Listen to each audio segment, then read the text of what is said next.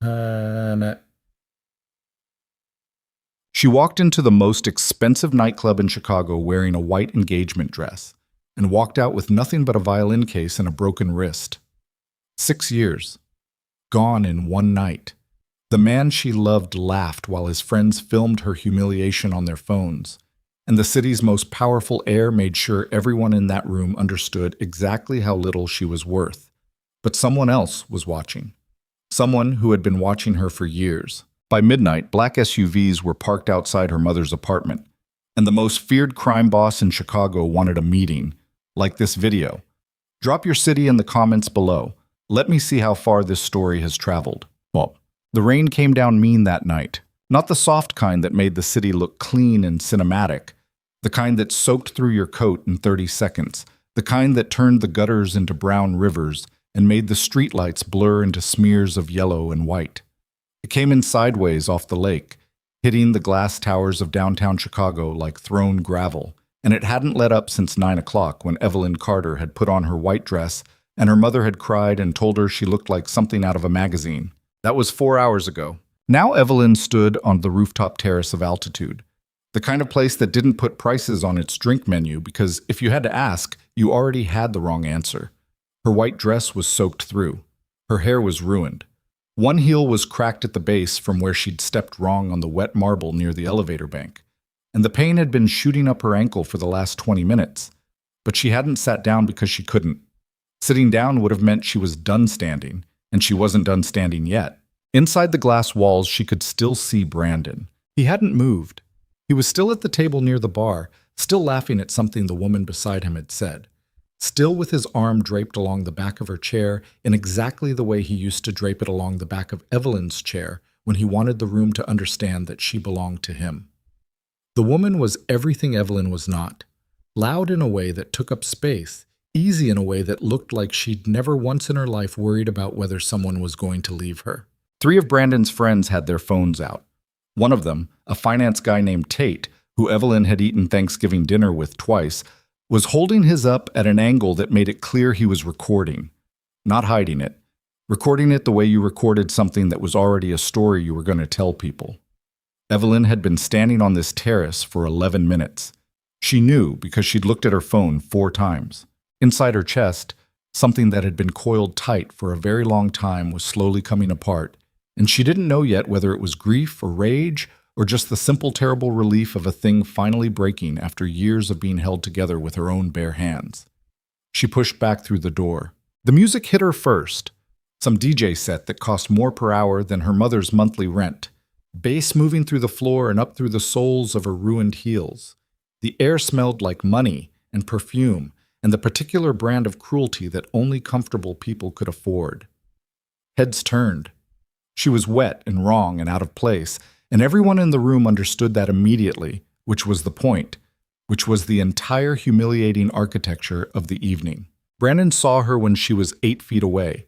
His expression did something complicated for half a second. Surprise, then irritation, then something that was almost amusement, and he settled on the amusement because it played better for the room. Evelyn? He said it the way you say the name of someone who has arrived late to a party they were never actually invited to. I want my key back, she said. The woman beside him looked between them with the bright, attentive expression of someone who had stumbled into entertainment. You're soaked, Brandon said. Your key, Brandon. How did you even get up here? I didn't... Marcus let me up. Marcus was the head of security. He'd been letting her up for 3 years. He'd given her a nod in the elevator that she'd understood meant, I'm sorry, and I warned you at the same time. I'm not going to do this for long. I just want the key to the Wicker Park apartment, and then I'm leaving. You're making a scene. I'm making a request. Brandon leaned back in his chair. He picked up his glass, something amber, and turned it slowly in his fingers. And Evelyn recognized the gesture because he had taught himself to do it. Had practiced looking comfortable in expensive rooms the way other people practiced languages. You should go home, Ev. Sleep it off. I don't need to sleep anything off. I need you to give me... You need, Brandon said, louder now, cutting through the music, to stop embarrassing yourself. He glanced at Tate. Tate's phone was still up. We can talk in the morning when you're not... We're done, Evelyn said. The music kept going. Somebody at the bar laughed at something unrelated, but in the specific radius around Brandon's table, the sound dropped out in that particular social way, that vacuum that opens up when people realize a real thing is happening. Brandon's jaw tightened. You don't mean that. I mean it completely. Evelyn. His voice dropped, went private the way it did when he wanted her to feel like they were the only two people in the room, which had worked on her for 6 years and was not going to work on her tonight. Come on, you're upset. You found out about... I found out that you've been sleeping with her since February, Evelyn said, while I was planning an engagement party, and while your mother was sending me invitation lists. I found that out tonight, from a text on your unlocked phone that you left on the kitchen counter this morning. So no, I'm not coming in the morning. You went through my... Your phone fell off the counter. I picked it up. She held his gaze. Her hands were steady. She was slightly amazed by how steady her hands were. I want my key. You're not getting your key in the middle of a... Then I'll change the locks. It's my apartment. Then you can have it. He stood up. He did it slowly, the way tall men sometimes did when they wanted you to understand the geometry of the situation. And he stepped toward her, and she held her ground because she had made the decision before she came in here that she was going to hold her ground. And she had also understood before she came in that he was going to try to make her feel small, and understanding it in advance was the only armor she had. His hand closed around her wrist, not hard enough to be violence, hard enough to be a warning. You're going to go home, he said quietly, and you're going to calm down, and tomorrow we are going to talk like adults, because what you're doing right now is embarrassing for both of us. The pain in her wrist was specific and real, and it cut through everything else. Let go of me, she said. He didn't let go. Brandon, something moved behind his eyes. The room was watching. Tate's phone was recording, and Brandon made the calculation that he always made, that the cost of backing down in public was higher than the cost of holding on, and he made it in about 2 seconds, and that 2-second calculation was the summary of 6 years. Evelyn pulled her arm back hard. He released her, surprised, maybe, that she'd actually pulled, and she stepped back and picked up the violin case from where she'd set it on the chair beside his table, and she looked at him one last time. Not with tears. She'd cried for 3 hours in the Uber on the way here, and she had nothing left. She looked at him with something quieter and more final than anger. I hope she's worth it, she said. She walked out. Behind her, someone started clapping slowly. She didn't know if it was mockery or genuine. She didn't turn around to find out. The elevator took 45 seconds to reach the lobby. She stood in it alone, wet, watching her reflection in the polished metal doors, and she pressed her bruised wrist against her sternum and breathed. The lobby doors opened and the rain hit her again. She didn't have an umbrella. She didn't have a plan. Her phone showed 2 missed calls from her mother and 17 text messages from various women in Brandon's social circle that she understood without reading were either concerned or gleeful, and the distinction between those two things had never felt smaller. She started walking. She had no particular direction in mind. The violin case was heavy, and she was limping slightly on the cracked heel, and the rain was relentless. And at some point she stopped under the awning of a closed insurance office and stood there watching the water pour off the edge of the canvas above her and tried to figure out what came next. What came next was nothing. That was the problem. She had organized the last 6 years around the shape of Brandon's life, his apartment, his schedule, his friends, his family's expectations, his version of her future. She was 28 years old and she had a graduate degree in music performance and a talent that 3 conservatory professors had called exceptional, and she had been doing corporate event work for 3 years because Brandon had made her feel, slowly and consistently, and without ever saying it directly, that her ambitions were inconvenient and her talent was a hobby. She had nowhere to go. Her mother lived across the city in a small apartment in Pilsen that she paid for mostly herself, and going there meant explaining everything, and she couldn't do that yet. She couldn't do the thing where her mother got sad and careful and made tea and asked questions that were really accusations framed as concern. She was still standing under the awning, trying to decide between calling a cab and simply dissolving into the rain, when the cars arrived. 3 of them. Black SUVs, the kind with tinted windows so dark they looked like moving architecture. They came from the east, moving slowly, and they stopped at the curb directly in front of her in a way that was too precise to be coincidence. The rear door of the middle car opened. A man got out. He was somewhere in his late 40s, trim, with a gray suit that somehow wasn't wet, and an expression that contained no warmth and no threat, just a studied professional neutrality that was somehow more unnerving than either. "Miss Carter," he said. She didn't move. "How do you know my name?" "My name is Vincent Hale." He held his jacket open slightly. "No weapon," she registered, though the gesture seemed designed to let her check. "I work for Roman Blackwood." The name landed differently than most names did. Evelyn didn't follow Chicago's criminal underground closely, but Roman Blackwood was not someone you needed to follow closely to know about. He existed in the city the way certain weather systems existed. You heard about him through what he did to the landscape around him. Politicians who crossed him, and then suddenly didn't run for re-election. A federal investigation 3 years ago that collapsed without explanation. Neighborhoods on the south side that paid him tribute the way older cities paid tribute to rivers. "Mr. Blackwood would like to meet with you," Vincent Hale said. "Why?" "He would prefer to explain that himself." "That's not an answer." "No," Hale agreed pleasantly. "It isn't." He glanced at her violin case. "You've had a significant evening, Miss Carter. We can take you somewhere warm and dry, or we can leave you here, and Mr. Blackwood will make other arrangements. Either choice is yours." She looked at the 3 cars. She looked at the rain. She looked at her phone. 2 more missed calls from her mother, a text from Tate that said, "Girl, call me," and she put it in her pocket. "Other arrangements," she said. "What does that mean?" "It means he'll send flowers tomorrow and someone else to make this offer." Hale's expression didn't change. "The offer will be the same. He's patient." "What's the offer?" "He'll explain it." "Tell me one thing," she said. "One real thing." Hale was quiet for a moment. Then, with something that might have been the ghost of respect, "Mr. Blackwood has been aware of your situation with Mr. Whitmore for some time. He believes you are currently in a position where the right offer would be genuinely useful to you. He is right about that. He usually is."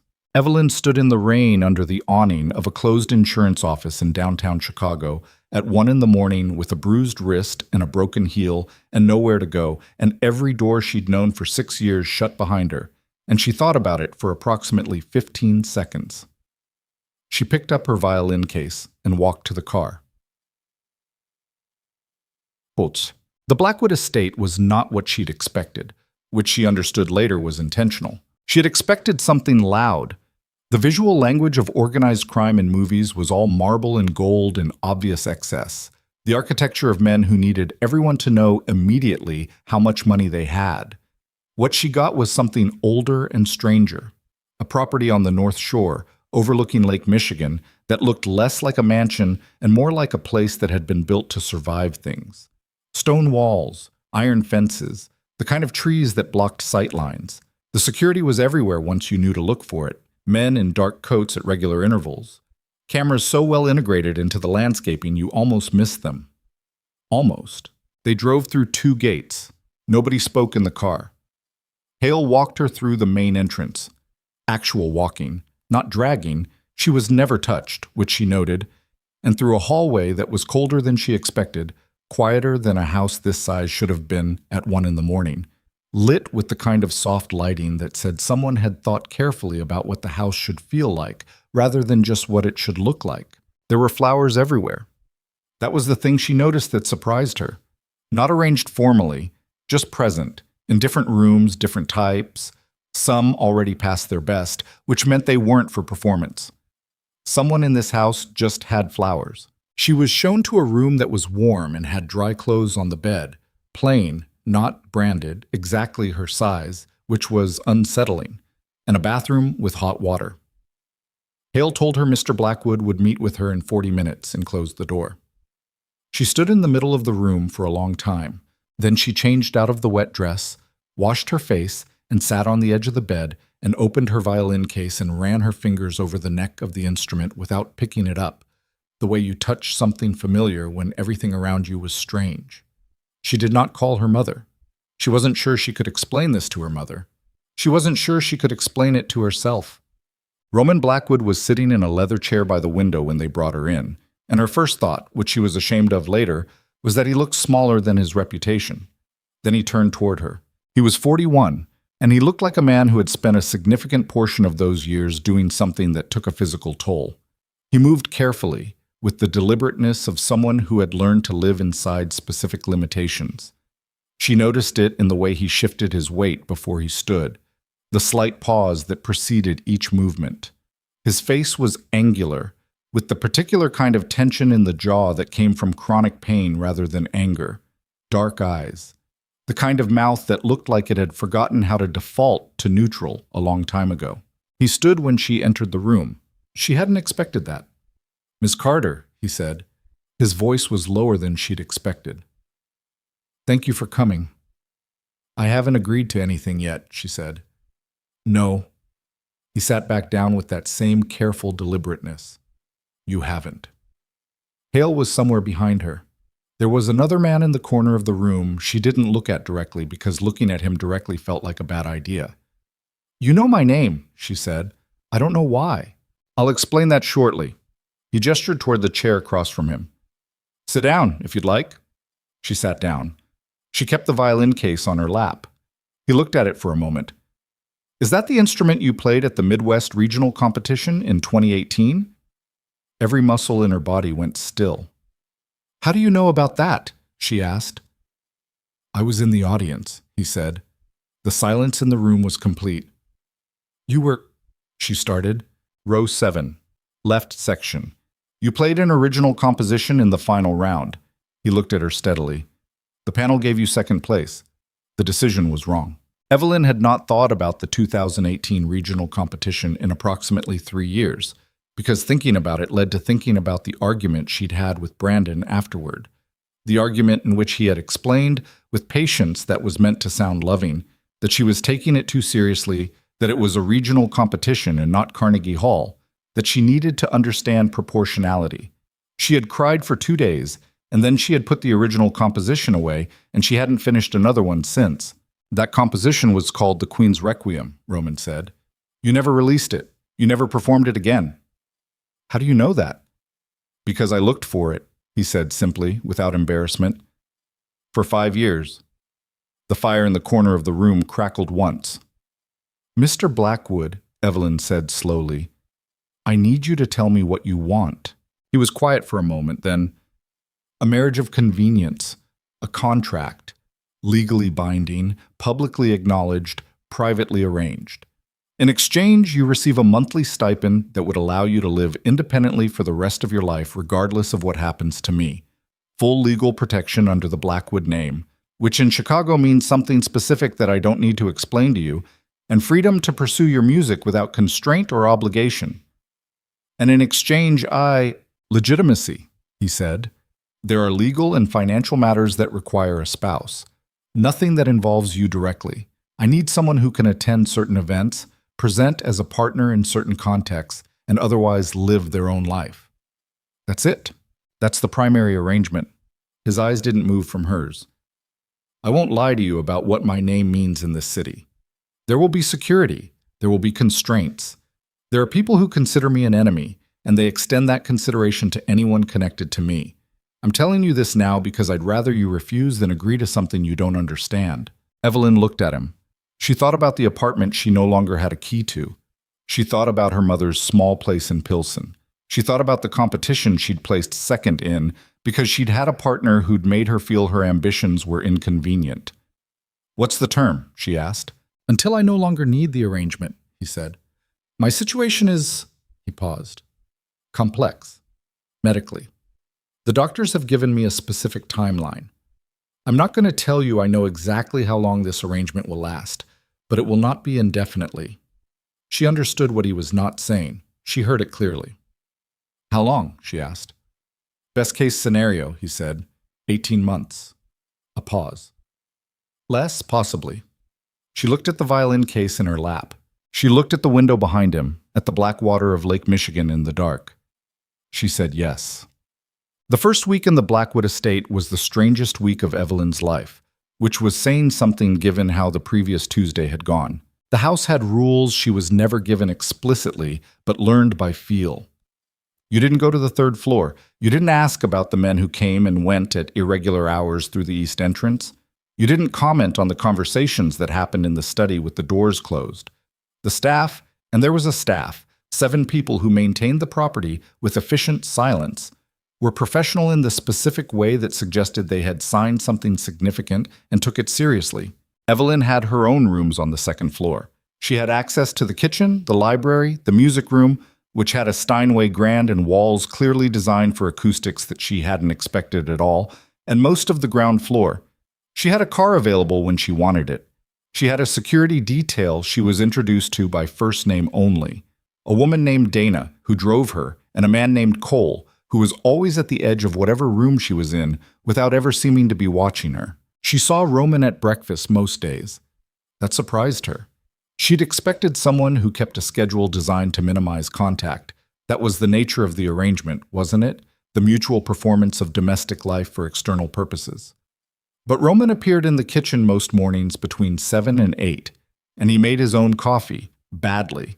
And he sat at the kitchen table rather than the formal dining room, and he read something on a tablet with a concentration that seemed genuine. He didn't talk much. She didn't talk much. It was somehow not uncomfortable. On the 4th day, she found him standing in the doorway of the music room, looking at the Steinway. "Do you play?" she asked. "No." He looked at the piano, then at her. He stopped. "Do you need anything in here? Equipment, sheet music, anything that's missing? The acoustics are strange. I can have that fixed. It's not a criticism. I'm just noting it." She looked at the piano. "Did someone used to play?" A pause. "My mother." She didn't push it. She sat down at the piano and played a scale, and then a chord progression, just to hear how the room held sound. He stayed in the doorway for longer than she expected. "It needs a music stand," she said finally. "For sheet music, if I'm working." "I'll get one," he said. He left. She kept playing. 2 days later, a music stand appeared. A good one. The adjustable kind with a solid base, the kind that professional players used. Not an impulse purchase. Someone had known what to order. She didn't say anything about it directly, but something shifted, almost imperceptibly, in how she thought about the arrangement. The trouble started at the end of the first week. She had started cooking in the evenings, not because anyone asked her to.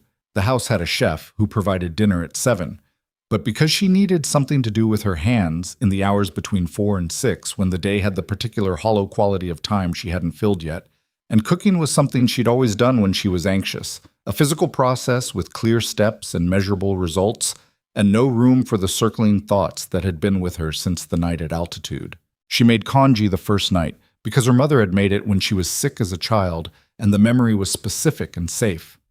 She made it well, using stock instead of water, a technique she'd learned in her 1 semester of culinary interest at 23.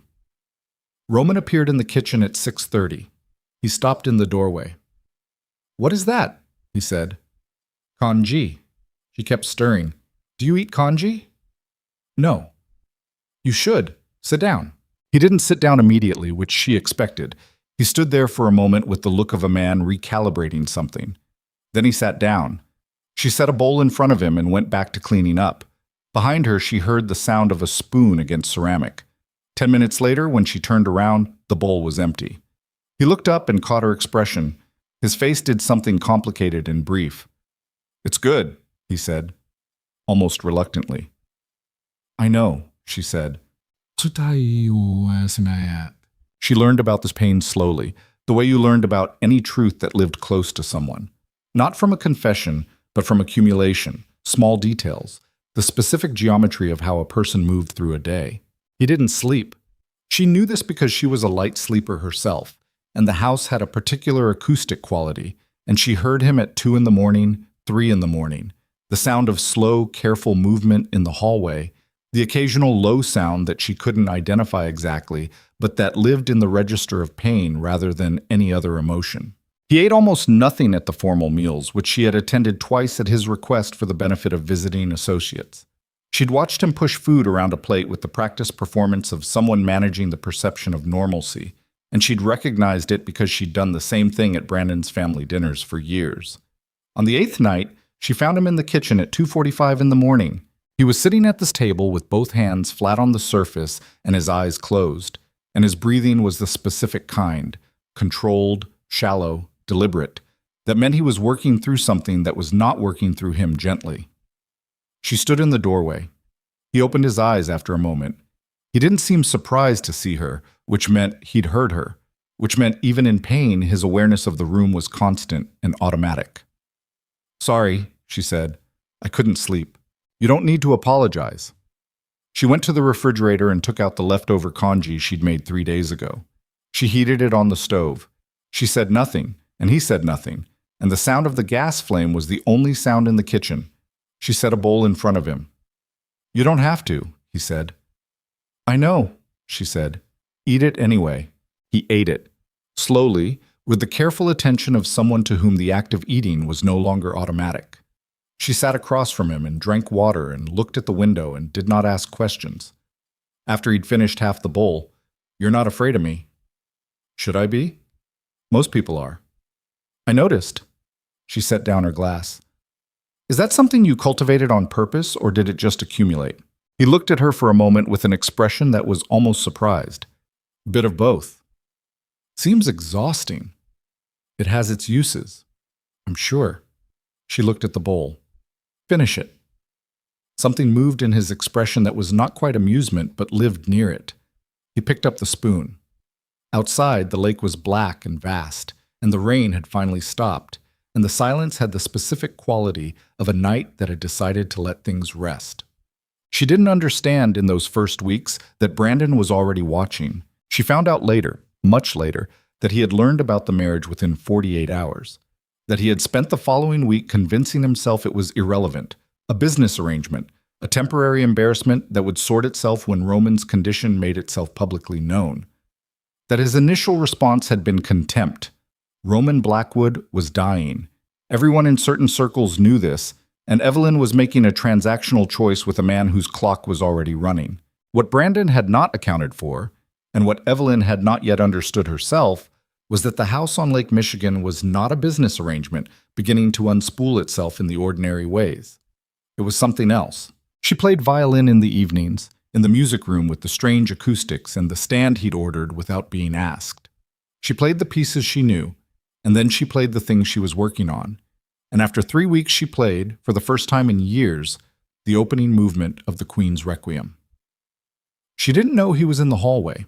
She didn't know until she stopped and heard, in the silence, the specific quality of stillness that meant someone was listening on the other side of a closed door.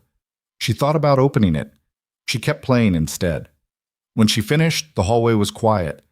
She sat in the music room for a long time before she went to bed. In the morning, there were flowers on the kitchen table that hadn't been there the night before.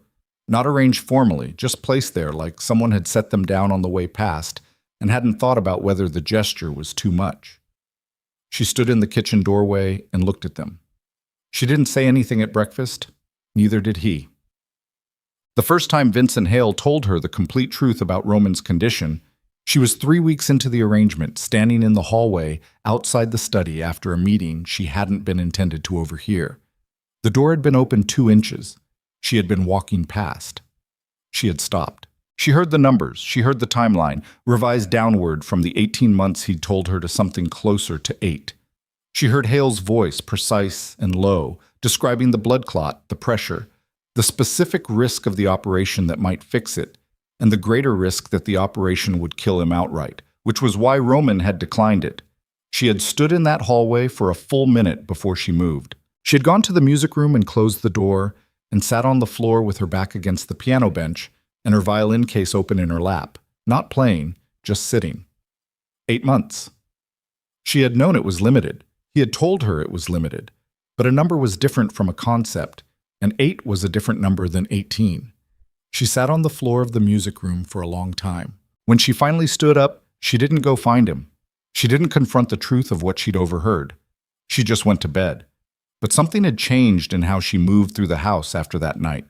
Something quieter and more intentional. Something that she refused for a long time to examine directly. Outside the estate, Brandon Whitmore was making phone calls, learning things, making plans. What?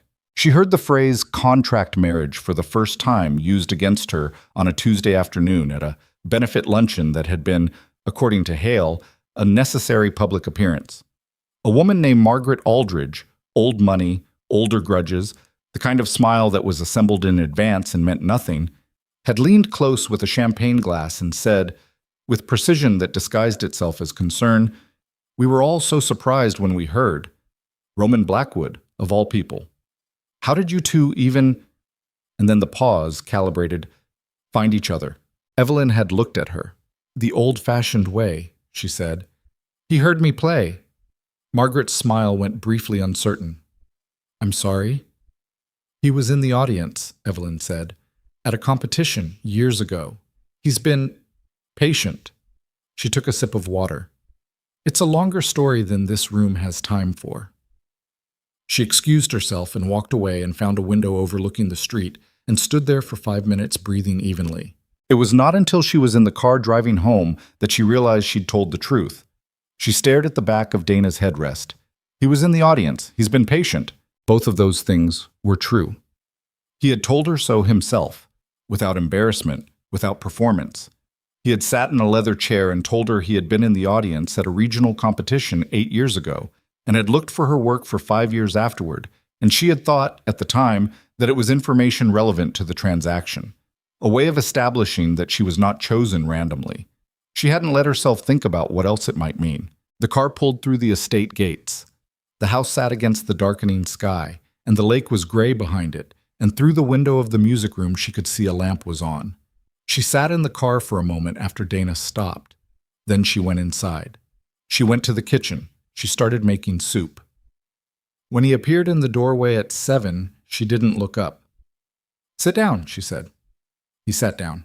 They ate in silence that was no longer uncomfortable, that had stopped being uncomfortable somewhere around day 12, which she had noticed at the time and then decided not to think about too carefully. Outside the window, the first real snow of the season was beginning to fall on Chicago. And somewhere across the city, in a Streeterville high-rise, Brandon Whitmore was reading a file that a private investigator had just dropped on his kitchen island. The file contained a medical report. The file contained Roman Blackwood's name and the specific devastating number that Brandon intended to use. She found out about the full truth of his condition on a Thursday, not from Vincent Hale's voice through an open door this time. This time it was Roman himself. In the kitchen, at the end of a night that had started with her playing the Queen's Requiem all the way through for the first time in 7 years, and ended with him standing in the music room doorway with an expression she had never seen on his face before. She had played for 90 minutes. She had not noticed him until she stopped. They had stood there looking at each other. And then something in the room had shifted in a way that was irreversible, and they both knew it, and he had said quietly, "Come sit with me." They had sat in the kitchen. She had made tea. He had told her, all of it, the timeline, the operation, the 10%, what the doctor said, what he had decided, and why. She listened without interrupting. When he finished, the kitchen was very quiet. "Why are you telling me this now?" she asked. He looked at the table. "Because," he said slowly, "I don't want there to be things you find out later from other people." She thought about Vincent Hale's voice through a 2-inch gap in a door 3 weeks ago. She thought about what it meant that he was telling her now. She looked at his hands on the table, both flat, the same way they'd been that night she'd found him in the kitchen in pain, and she realized it wasn't a gesture of control. It was a gesture of something else. She reached across the table. She put her hand over his. He went very still. "Fight for the surgery," she said. "The odds." "Fight for it anyway." He looked at her hand on his for a long time. Outside, the snow was still falling. And in a Streeterville high-rise, Brandon Whitmore picked up his phone and made a call that Evelyn wouldn't know about until it was too late. She left her hand on his for exactly 4 seconds. She knew because she counted. Not because she wanted to pull away. The opposite, actually, which was the problem. Which was the thing she needed to put in a room and close the door on. But because 4 seconds was long enough to be real and short enough to still be deniable. And right now she needed the architecture of deniability because she was living inside a contract with a dying man. And she had been in this house for 26 days. and she was already recognizing the specific gravity of him, the way you recognized weather. She pulled her hand back. Roman didn't move for a moment. Then he picked up his tea with the careful deliberateness that was just him. That wasn't hurt, she'd learned. It was just the way his body negotiated itself through space now. And he drank it and said nothing. "The surgery," she said again. "Evelyn, I'm not asking you to be optimistic. I'm asking you to take the 10%. 10% means 90% I don't walk out.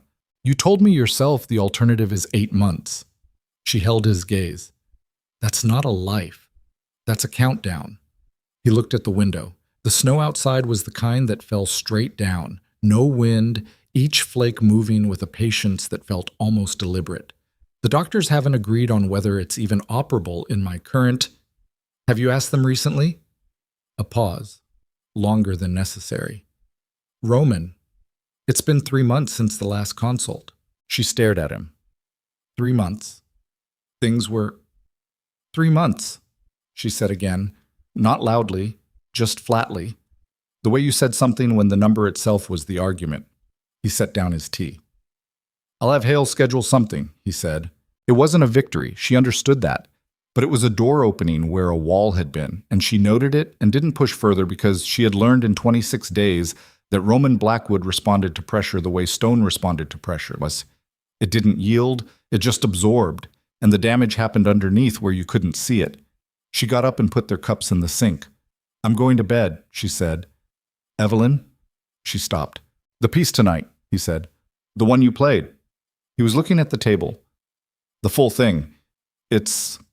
He stopped. Started again. I've never heard it complete before. Only the first movement at the competition. She was quiet for a moment. It took me 9 years to finish it, she said. I know. He looked up. That's why. She stood at the kitchen sink for another 3 seconds, her back to him. Then she went upstairs. She lay in bed with her eyes open and listened to the house and did not sleep for a long time. Brandon called at 9 the next morning. She saw the name on the screen and felt her stomach do the particular thing it had been doing for 6 years when he called. That preemptive brace, the intake of breath before the impact, the microsecond calculation of what mood he might be in and what version of herself she was going to need to perform. She hated that her body still did it. She hated that 26 days hadn't been enough to train it out. She let it ring. He called again 40 seconds later. She picked up. Brandon, you look good. His voice was easy, almost warm. I saw photos from the Aldridge luncheon. How did you get my number? Evelyn, come on. The warmth had an edge underneath it, the way most of his warmth had always had an edge underneath it. She just hadn't let herself name it before. We were together 6 years. I have your number. What do you want? To talk. A pause. That's it. Just to talk. You disappeared. You went from my apartment to... you have to understand how this looks, right? 2 weeks after we ended things, you're married to Roman Blackwood. People are saying things. I don't care what people are saying. I do. His voice shifted, went quieter. I care because some of those people are asking me questions and I don't have answers, and it makes me look like I missed something, like I didn't know you. You didn't know me. Silence. That's not fair, he said. It's accurate. Ev, don't call me that. She heard him breathe. The specific quality of that breath, like controlled, recalibrating, she knew it. It was the sound he made when he'd decided to try a different approach.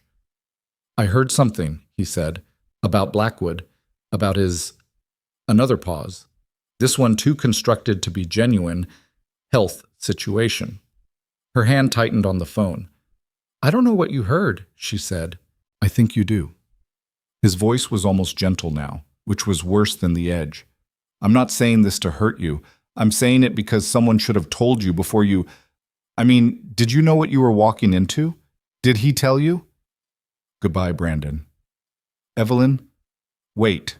The gentleness dropped, just slightly, just for a half second, enough to show what was underneath it. I'm trying to help you. No, you're not. She hung up. She sat in the chair in her room and held the phone in both hands and breathed. He knew. He knew about the condition. He knew the timeline, or some version of it, enough to make the call and say what he'd said the way he'd said it. which meant someone had told him, or he'd bought the information, or he'd had someone watching closely enough to piece it together. She went downstairs. Hale was in the front hallway talking to someone on a phone of his own, and he saw her face and ended his call without breaking eye contact. "Brandon Whitmore just called me," she said. Hale's expression didn't change in any dramatic way, but something behind it recalibrated. "What did he say?" "He knows about Roman's condition. Not everything, but enough. He mentioned his health situation. He was, She paused, organizing it. "He was trying to see how much I knew, seeing if I was scared, seeing if there was a door open." "You're sure?" "I've known him 6 years. I'm sure." Hale was quiet for a moment, then, "Thank you for telling me immediately. Does Roman know?" "I'll tell him within the hour." "I want to be there when you do." Hale looked at her for a moment. "That's not, I want to be there," she said again, and something in her voice had the quality of the kitchen table, of flat hands, of things that weren't moving. He nodded once. 40 minutes. Chad. Roman took it with the expression of a man who had been expecting something in this general direction and was angry anyway. He sat behind the desk in the study and listened to Hale's summary, and his jaw did the thing, and his hands were still on the desk surface, and when Hale finished, he was quiet for exactly 6 seconds. "How much does he know?" Roman said. "Enough to know the timeline is short," Hale said. "Not enough to know the specific." "He knows enough." Roman looked at Evelyn. "He called you directly?" "Yes." "What did he say?" "Exactly. Don't paraphrase." She told him. All of it. The exact words, the specific pauses, the tonal shifts. She was good at remembering conversations with precision because she had spent 6 years needing to replay the exact phrasing of what Brandon had said in order to figure out what he'd meant by it. Roman listened without interrupting. When she finished, he looked at Hale. "Find out who sold it to him." "Already looking." "Find out fast." Roman stood. Carefully, but the carefulness was almost invisible when he was angry. There was something that overrode it, a heat in the room that made the deliberateness seem like a choice rather than a necessity. And find out what he's doing with it, who he's talking to, whether this is him wanting her back or whether he's starting to position for something else. "You think it could be something else?" Evelyn said. Roman looked at her. "A man who finds out that a woman he lost married someone with an expiration date?" He said it without flinching, the phrase which she noted has 2 options. He waits or he accelerates. Accelerates what? Whatever he was planning to do next. She looked at the desk, at his hands on the surface. "He was already in debt," she said, "when we were together. Not catastrophically, but he borrowed against the fund twice in the last year. He didn't think I knew. I knew." Roman looked at her steadily. "Tell me what you know," he said. "All of it," she told him. What she knew was more than she'd realized she knew, which was a thing that happened when you started organizing information out loud for someone who knew what to do with it. She knew that Brandon had borrowed against the Whitmore Fund twice in 14 months. She knew that one of his senior partners had quietly left the firm in October without public explanation. She knew that there had been a meeting last summer. She had been in the next room. She had not been intended to hear it. Between Brandon and 2 men she didn't recognize. A meeting that had ended with Brandon's voice going low and tight in a way she associated with him being cornered. She knew the name of one of the men. She knew it because Brandon had used it once when he thought she was asleep in the car. Reyes. When she said the name, Roman went very still. Hale, standing at the window, turned around. "Reyes," Roman said. "I don't know a first name. I only heard it once." Roman looked at Hale. Something passed between them that she couldn't read fully, but it had weight to it. "That," Hale said carefully, "is a problem." "What problem?" Evelyn asked. Neither of them answered immediately, which was its own answer. "The Reyes operation," Roman said finally, "is not—" He paused. "It's not a financial operation. They move other things. They have been trying to establish infrastructure in Chicago for 3 years. I've kept them out." A pause. "If Brandon is in debt to them, then he doesn't owe them money." She waited. "He owes them access," Roman said. The study was very quiet. Access to what? She said, though she was starting to understand. To this city. To whatever I control. He looked at her. Which now includes you. The heat in the room was different now. She felt it differently. Not as something external, but as something landing. He wouldn't, she started, and then stopped. Because the sentence wasn't true, and she knew it wasn't true, and Roman's expression confirmed it wasn't true. He called you this morning, Roman said. First move. He's testing what you know, what you'll do, whether there's a way in through you. He looked at the desk. There isn't, but he doesn't know that yet. What do we do? Roman was quiet for a moment. We don't do anything different, he said. You don't call him back. You don't change your pattern. You live your life in this house, and you play your violin, and you let me handle what needs handling. Something in her chest tightened. I'm not going to just... Evelyn? His voice wasn't hard, which almost made it harder to push against. This isn't a conversation where I'm asking you to trust me abstractly. This is a conversation where I'm telling you that the specific thing that keeps you safe is doing nothing different and letting me work. He held her gaze. I know that's not your nature. I've seen your nature in this kitchen every morning for a month. But right now I'm asking you to set it aside. She looked at him. She looked at Hale. She said, find out everything you can about the debt. Amount, terms, timeline. If he owes them access, I want to know what access specifically and what the trigger is. She looked back at Roman. I'll do what you're asking, but I'm not going to be kept in the dark about what's happening in my own house. A pause. Our house, Roman said quietly. She hadn't expected that. Neither by his expression had he expected to say it. And 3 days passed with the specific texture of a surface that looked calm and wasn't. She played violin. She cooked. She attended one brief public appearance, a charity board meeting, largely ceremonial, Hale at her elbow the entire time. And she watched the room the way Roman had told her to watch it, noting who looked at her too long, who looked away too fast. She slept badly. She got up at 3 in the morning on the second night and found the kitchen empty, which surprised her, because Roman had been in the kitchen at 3 in the morning with enough regularity that it had almost become a thing. She made herself tea and sat at the table alone and thought about the word access and what it meant and what Brandon's face looked like when he made a decision he thought was invisible. She was still there when Roman appeared at 3:40. He stopped when he saw her. You're not sleeping, he said. Neither are you. He moved to the counter with the slow, careful precision and made coffee and stood there with his back to her for a moment. The consult is Friday, he said. She looked up. The surgical consult. Hale scheduled it. He didn't turn around. Dr. Marin Kohler, she's... A pause. She's the one who said it wasn't operable the first time, but that was 14 months ago. And things change, Evelyn said. Maybe. He poured the coffee. He turned around and leaned against the counter and looked at her with the expression she had started to identify as his version of being undone. Not dramatic, nothing visible to anyone who didn't know the difference, just a very slight absence of the careful arrangement he usually kept over his face. Or maybe they don't. You won't know until you ask. I know. He set down the cup. I know that. Then why does it sound like you're still talking yourself into it? He was quiet. She looked at him across the kitchen. The light above the counter was the only light, and it made everything else dim, and the house was very quiet around them. Because, he said finally, slowly, like he was deciding whether to say it while he was saying it, the 10% is easier to face alone.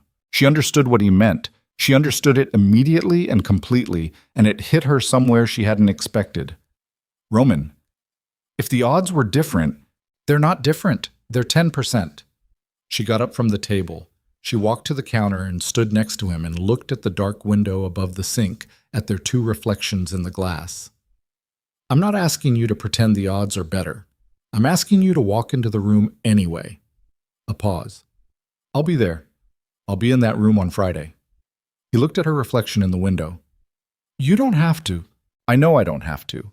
She turned and looked at him directly, the actual man, not the reflection. I'm going.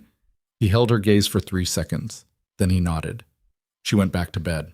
She lay in the dark and thought about the word alone and the specific way he had said it, and she thought about the hand thing on the kitchen table, and she thought about how the house felt different than it had felt 26 days ago, and she did not let herself finish any of those thoughts, but she didn't stop having them either. The surgical consult was on a Friday at noon in a private medical facility in Lincoln Park that looked from the outside like a law firm and on the inside like a place where important decisions got made quietly. Dr. Kohler was a small woman in her 50s with the kind of stillness that came from delivering difficult information for decades without flinching. She looked at Roman the way very good doctors looked at patients, with attention and without sentimentality. She looked at the new scans. She asked him questions. She asked Evelyn one question. "Are you his wife?" And when Evelyn said yes, she had included her in the conversation from that point forward without further comment. The session lasted 90 minutes. At the end of it, Dr. Kohler set down her pen and looked at Roman. "The position has shifted," she said. "Not dramatically, but enough that the calculus is different than it was 14 months ago." She paused. "I'm not going to tell you it's a good option. It isn't. But it is an option where before it wasn't." "The odds," Roman said, "better than 10. She looked at the scans. "Not better than 30. 30%. Approximately. The margin of 30, Roman said again, to himself, like he was converting units. "The window is approximately 6 weeks, Kohler said. "After that, the shift reverses. The position deteriorates and the option closes again." She looked at him directly. "I need you to decide within 2 weeks to allow for preparation." The room was quiet. Evelyn looked at Roman. He was looking at the scans on the light board. His jaw was tight. His hands were flat on the table. She put her hand over his. He looked down at it. "We'll call you Monday," Evelyn said to Dr. Kohler. The drive back was mostly quiet. She sat in the back of the car with him and watched the city go past, Lincoln Park giving way to the lakefront, and she thought about 30%, which was 20% better than 10%, which was either a lot or nothing depending on which side of the number you were standing on.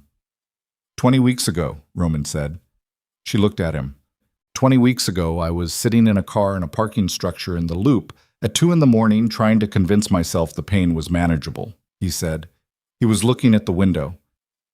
I hadn't slept in 4 days, hadn't eaten in 2. Hale kept leaving food outside my office. I kept throwing it away. A pause. I was at the point where you start measuring things in smaller and smaller units, not months anymore. Weeks, not weeks, days. She didn't say anything. "I had watched you at that competition," he said. "The 2018 one. I was there because it doesn't matter why I was there. But I watched you play and I thought," he stopped. "I thought, that's someone who's alive in the room, not performing alive, actually in it." He turned and looked at her. "I've been in rooms with people my entire adult life. Most of them are not actually in the room. They're managing the room. There's a difference." "I know there's a difference," she said quietly. "I know you know." His voice was even lower now. "That's what I mean." The car moved through traffic.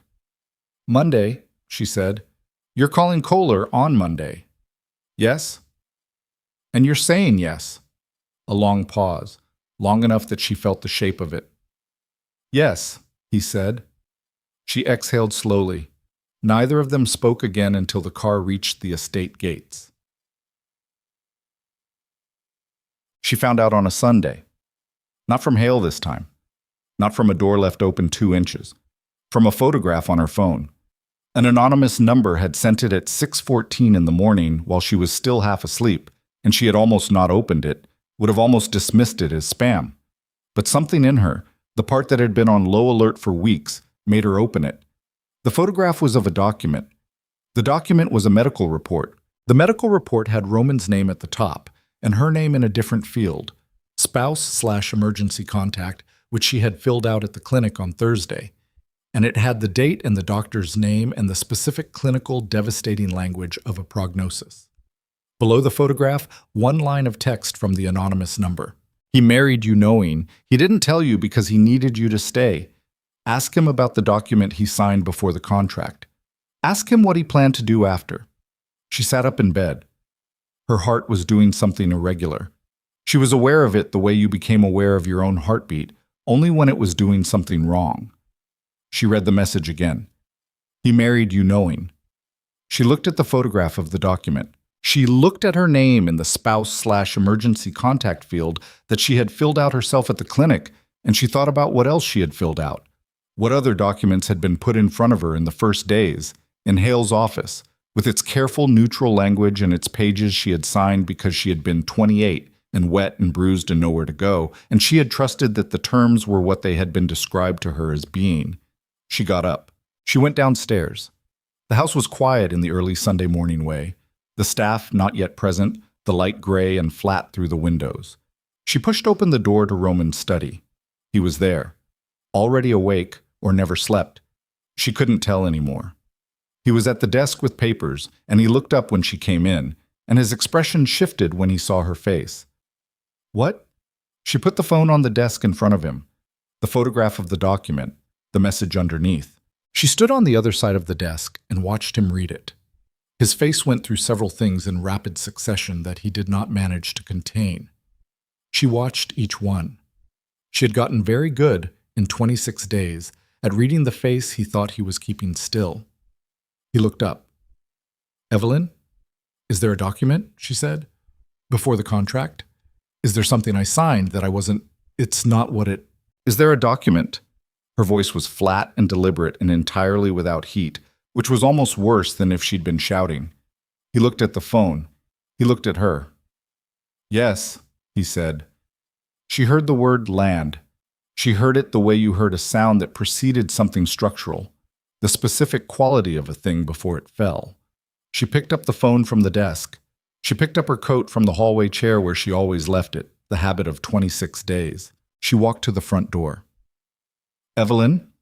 He was up from the desk, moving with none of his usual carefulness, which told her how much of the carefulness was actually performance. Even now, even in this, he could move fast when he needed to. Let me explain what it is. She opened the front door. The cold air off the lake hit her immediately, February cold, the brutal, undeniable kind. Don't follow me, she said. She walked out into it.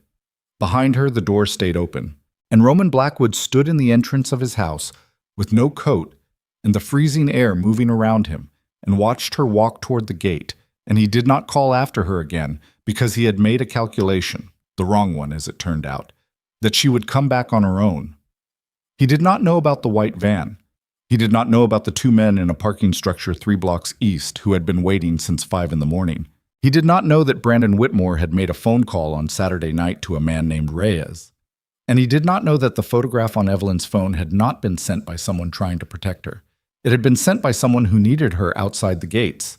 She made it 4 blocks. That was the thing she kept coming back to later, in the specific way your mind returned to the last ordinary moment before everything changed. She had made it 4 blocks from the estate gates, walking fast with no coat on in February, the cold already deep in her lungs, the violin case in her left hand because she had picked it up by instinct on her way through the entrance hall, the way some people grabbed keys. 4 blocks. She was on a residential stretch east of the estate, the kind of street that was quiet on Sunday mornings. Older trees, townhouses with dark windows, nobody out yet in the cold. She had her phone in her hand and she was looking at it without seeing it, trying to decide whether to call her mother or call a cab or just keep walking until the cold made the decision for her. She heard the van before she saw it, not loudly. That was the thing. It was the specific sound of a vehicle moving too slowly for the street, the engine at a low idle, the kind of speed that meant it was matching her pace, and that recognition, it's matching my pace, arrived in her nervous system approximately 2 seconds before she turned to look. White van, side door already open. 2 men, fast. She got one sound out before the hand covered her mouth, and the sound was not a scream. It was shorter and more involuntary than that, the sound a body made when something overrode it. And then she was inside and the door was closed and the van was moving. The violin case hit the floor. She tried to think. She had read once, years ago, some article about what to do in exactly this situation, and her brain kept reaching for it and kept coming back empty, because reading about something and living inside it were completely different architectures. and the inside of the van smelled like industrial cleaner and something underneath it that she didn't want to identify. And her wrist, the same wrist Brandon had grabbed at altitude, the one that had never fully stopped aching, was being held by a man who was not being careful about it. She stopped moving. She had learned in 6 years with Brandon that going still was sometimes more effective than fighting. It was the worst thing she had ever learned, and it had never felt more useful. The van drove for 17 minutes. She counted. The room they put her in was in a building she couldn't identify from the inside. Warehouse district, she thought, based on the sound quality, the way sound moved in large empty spaces, the distant mechanical hum that suggested the lake, or industry, or both. Concrete floor, metal chair. One lamp on a folding table that lit a small radius and left the edges of the room in dark. They left her there for what she calculated was about 40 minutes based on her heartbeat and the incremental stiffening of her shoulders from the cold. She used the 40 minutes to breathe, to take inventory. Her phone was gone. They'd taken it immediately, efficiently, without discussion. The violin case was in the corner of the room, unopened, which she registered as information. Whoever these people were, they either didn't know what it was or didn't care, and the fact that they'd brought it with her meant something. She wasn't sure what. Her wrist hurt, her lungs hurt from the cold. Otherwise, she was physically intact, which she told herself every few minutes because it was the fact that held the most weight right now. She thought about Roman standing in the open door. She thought about the expression on his face. She did not let herself think about the document because that was a room she could not afford to go into right now. That was a room for later, for when she was somewhere that had walls and heat and the basic structural safety of a place she had chosen. The door opened. Brandon walked in. He looked like he'd slept well and dressed carefully, which was the most Brandon thing she had ever seen. And the specific combination of those two things, the good sleep, the careful clothes, the neat presentation of himself in this concrete room, landed in her chest somewhere between grief and a cold, clarifying fury. He pulled a chair up across from her and sat down, and looked at her with an expression she had seen on his face exactly twice before. Once when he was negotiating a fund terms dispute. Once when he was telling his mother they weren't going to make Thanksgiving. The expression of someone who had decided in advance how a conversation was going to go and was arranging the room around that decision. "I'm sorry about the method," he said. She looked at him. "I mean that. It was..." He made a gesture. "Excessive. That wasn't my call specifically. The people I'm working with have their own approach." "Let me go," she said. "I will. That's why I'm here. I'm here to tell you what the situation is, and then we figure out the next step together." He leaned forward. "I'm not your enemy, Ev. Don't. I know you're angry. You have every right to be angry. But I need you to hear me because the situation you're in, the situation I'm in," she said, "is that you had me kidnapped off a public street on a Sunday morning. The situation I'm in," Brandon said, and his voice tightened just slightly, "is that I owe $42 million to people who collect in a way that isn't civil litigation." He looked at the floor. "I made some decisions, bad ones. 17 months ago I needed capital fast, and the people who had it were..." He stopped. "It doesn't matter now. What matters is that the debt has terms, and the terms have a deadline, and the deadline is in 6 weeks, and the thing they want isn't money anymore." She kept her face still. "They want access," she said. He looked at her. A brief recalibration. She had known, which he hadn't expected. "Roman told you," he said. "Roman tells me things," she said. "That's what happens when you actually know someone." Something moved in his face. She had hit something. "Good. They want the port access," Brandon said. "The Blackwood operation controls 3 cargo facilities on the South Lakefront. Reyes needs a route. One route, 6 months, and then the debt is cleared and everyone walks away." He looked at her. "That's it. That's the whole thing. I just need you to..." "To what?" "To talk to him. To tell him that cooperating is the..." "You had me kidnapped," she said again, slowly. "To ask me to ask my husband to open his shipping infrastructure to a cartel operation. They're not..." "Brandon." His jaw tightened. "You understand," she said, "that you just became the most dangerous person in Roman Blackwood City." "He's dying," Brandon said. It came out clipped, almost involuntary. "I'm sorry, but that's the reality. He's dying, and after he does, whatever he controls gets divided up anyway, And this is the version where that happens without, "Get out," she said. "Evelyn, get out of this room." He stood up. He ran his hand through his hair in the gesture she had watched him make 10,000 times. The one that meant he was recalibrating, adjusting. He went to the door.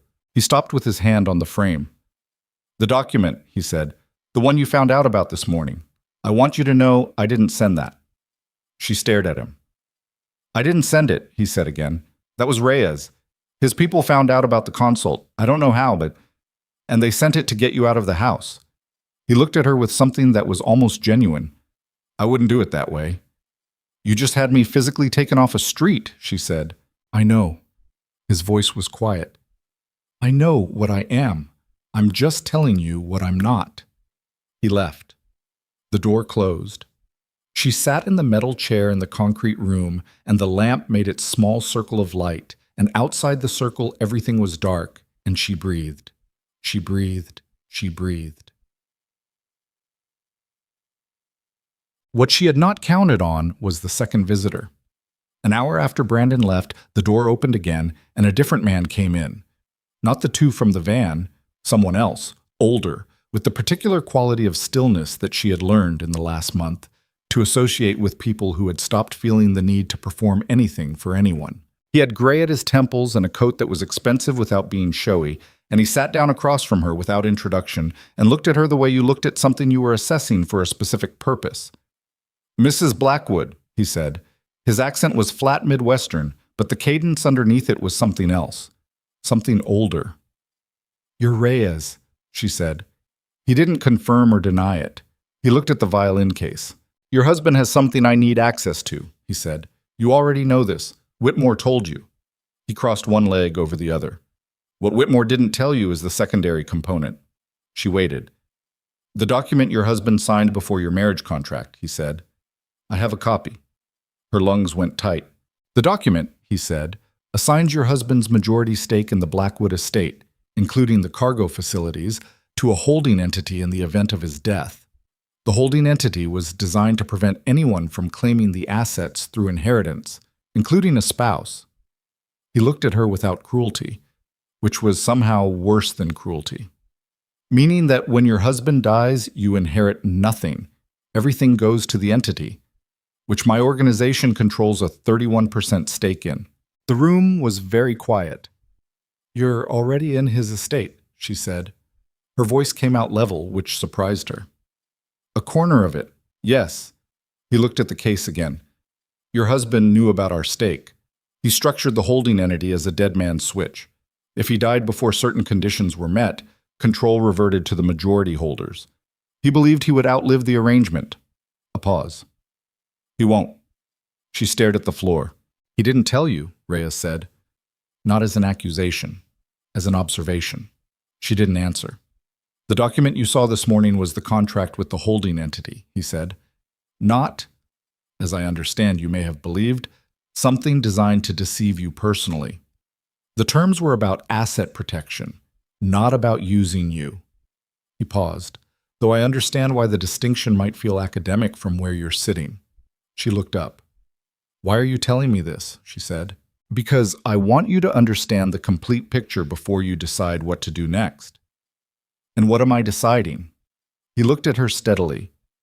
"Whether you want to help me facilitate an arrangement with your husband that protects your position, or whether you want to go back to the estate and have a conversation that," he paused, "I imagine will be very difficult, and then watch your husband refuse my terms, and then watch things get considerably worse for everyone." "Worse how?" "I have the document. I have the holding entity stake. I have the deadline." He stood up. "And I have you." The last three words landed differently than the rest. She looked at him. "You're going to use me to get him to agree," she said. "I'm going to give you the opportunity to help resolve this cleanly," he said. "Yes." He went to the door. "Think about it," he said. "You have a few hours." He left. She sat in the metal chair, the lamp hummed. She looked at the violin case in the corner, the one thing in the room that was entirely hers, and she thought about Roman in the open doorway with the cold air moving around him, and she thought about the word alone and the way he'd said it in the kitchen at 3:40 in the morning, And she thought about the document she'd been handed in Hale's office in those first days, the pages she'd signed without reading carefully because she'd been 28 and wet and bruised and nowhere to go. She thought about what Reyes had just told her. Asset protection. A dead man's switch, not designed to deceive her personally. She kept returning to that phrase. She turned it over. She thought about Roman's hands flat on the desk when she'd put the phone in front of him. She thought about the expression she'd seen, the one he didn't manage to contain, and she organized it now, reassembled it with this new information. Not guilt. Not the guilt of someone caught in a deception designed around her. Something else. The particular expression of a man watching something he'd built to protect himself being used as a weapon against someone he hadn't planned on caring about. She closed her eyes. She opened them. She looked at the door. She didn't wait for hours. She waited 45 minutes, and she spent the 45 minutes doing the most useful thing she could do in a room with no phone and no windows, which was listen. The building was large and mostly empty. 2 voices outside the door. The guards, talking low. The specific lazy rhythm of people on a rotation who were not expecting anything to happen. Further away, Brandon's voice on a call, the cadence of him managing something. Further still, nothing. She picked up the violin case. She opened it. She sat back in the chair and held the violin in her lap. Not playing, just holding it, the neck in her left hand, the familiar weight and grain of the spruce top under her fingers. And she waited. The door opened at the 43-minute mark. Not Reyes. Not Brandon. One of the guards, checking, the casual surveillance of routine. He saw the violin in her hands and stopped. She looked at him. "Can I?" she said, and she held up the bow. He stared at her. "I play when I'm anxious," she said. "It's not a weapon." He stared for another 3 seconds. Then he made a gesture that she took as permission and pulled the door mostly closed. She rosined the bow. She placed the instrument under her chin. She played. She played the opening of the Queen's Requiem, not because it was a plan, but because it was the only thing her hands knew how to do when the rest of her was entirely out of options. And the sound moved through the concrete room and hit the walls and came back changed by the space, lower and stranger than it sounded in the music room, with a resonance that the careful acoustics of the estate had always smoothed away. Here it was raw. Here it sounded like what it actually was, something that had been written by a person who was trying to survive something. She played for 12 minutes. When she stopped, the building was very quiet. And then she heard it. The sound she had been listening for. The sound that had been the reason for the violin, though she hadn't known that consciously until this moment. Outside, distant but distinct, the specific frequency of a vehicle approaching its speed. Not one vehicle. 3. She knew the sound of those engines. She had heard them outside her mother's apartment building in the rain 6 weeks ago, when a sharply dressed man had held his coat open to show he wasn't armed and told her that a man named Roman Blackwood wanted a meeting. She set the violin down. She put both feet on the floor. She looked at the door. Outside, the first sound of glass breaking, a window, somewhere at the perimeter of the building, the sharp crack of entry. Then voices, not the lazy rotation voices. Voices in a different register entirely, the register of people who had arrived for a specific purpose and were executing it. The door to her room burst open. Not the guard. Not Reyes. Cole. Roman security, the man who had been at the edge of every room she'd been in for 6 weeks, always slightly behind her sight line, always present in the peripheral way of someone trained to be part of the architecture. He looked at her, assessed her in approximately 1 second. "Can you walk?" he said. "Yes." "Come on." She grabbed the violin case. She followed him into the hallway. The building was in controlled chaos. Not the panicked chaos of a place under attack, but the specific operational noise of a response that had been planned and was running at pace. She saw 2 of Roman's people she didn't know by name moving through the space with the coordinated efficiency of people who had rehearsed this. She saw Brandon pressed against a wall by a man twice his size, Brandon's phone on the floor, Brandon's face doing something she had never seen it do before, which was be genuinely afraid. She looked at him. He looked at her. She kept walking. Cole moved her toward a side exit. not the main door, a fire exit at the building's east end, and pushed the bar, and the cold air hit her again, and there was a car running at the curb, Dana at the wheel, and Cole had his hand on the top of the door frame as she got in, and then he was in beside her, and the car was moving before the door fully closed. She sat in the back seat. She pressed her back against the seat. She was shaking. She hadn't been shaking in the room. The room had required her not to be shaking. But now, with the car moving and the building falling away behind them, her hands were doing something involuntary, and she held the violin case on her lap and pressed her fingers against the latches until the shaking ran its course. "Reyes," she said. "Being dealt with," Cole said. "He has a document, a holding entity stake in the Blackwood." "We know about the document," Cole said. She stopped. She looked at him. "You knew," she said. "Mr. Blackwood knows." She sat with that. The city moved past the windows, the industrial lakefront becoming the residential north side, becoming the dense familiar grid of the city, and she sat with it. Roman had known about the holding entity. Roman had known Reyes had a stake, which meant the document she'd been shown this morning wasn't a revelation. It wasn't something that had been hidden from her. It was something that had existed in the architecture of his situation, his protection, his careful advanced preparation for a death he had been planning for. And she had been handed a photograph of it by people who needed her to run. She had run. She thought about the expression on his face when she'd put the phone on the desk. Not guilt, fear. The particular fear of a man watching something he couldn't control move towards someone he... She stopped that thought. She looked out the window. "Where is he?" she said. Cole's jaw moved slightly. The specific jaw movement of someone deciding how much to say. "Cole," she said.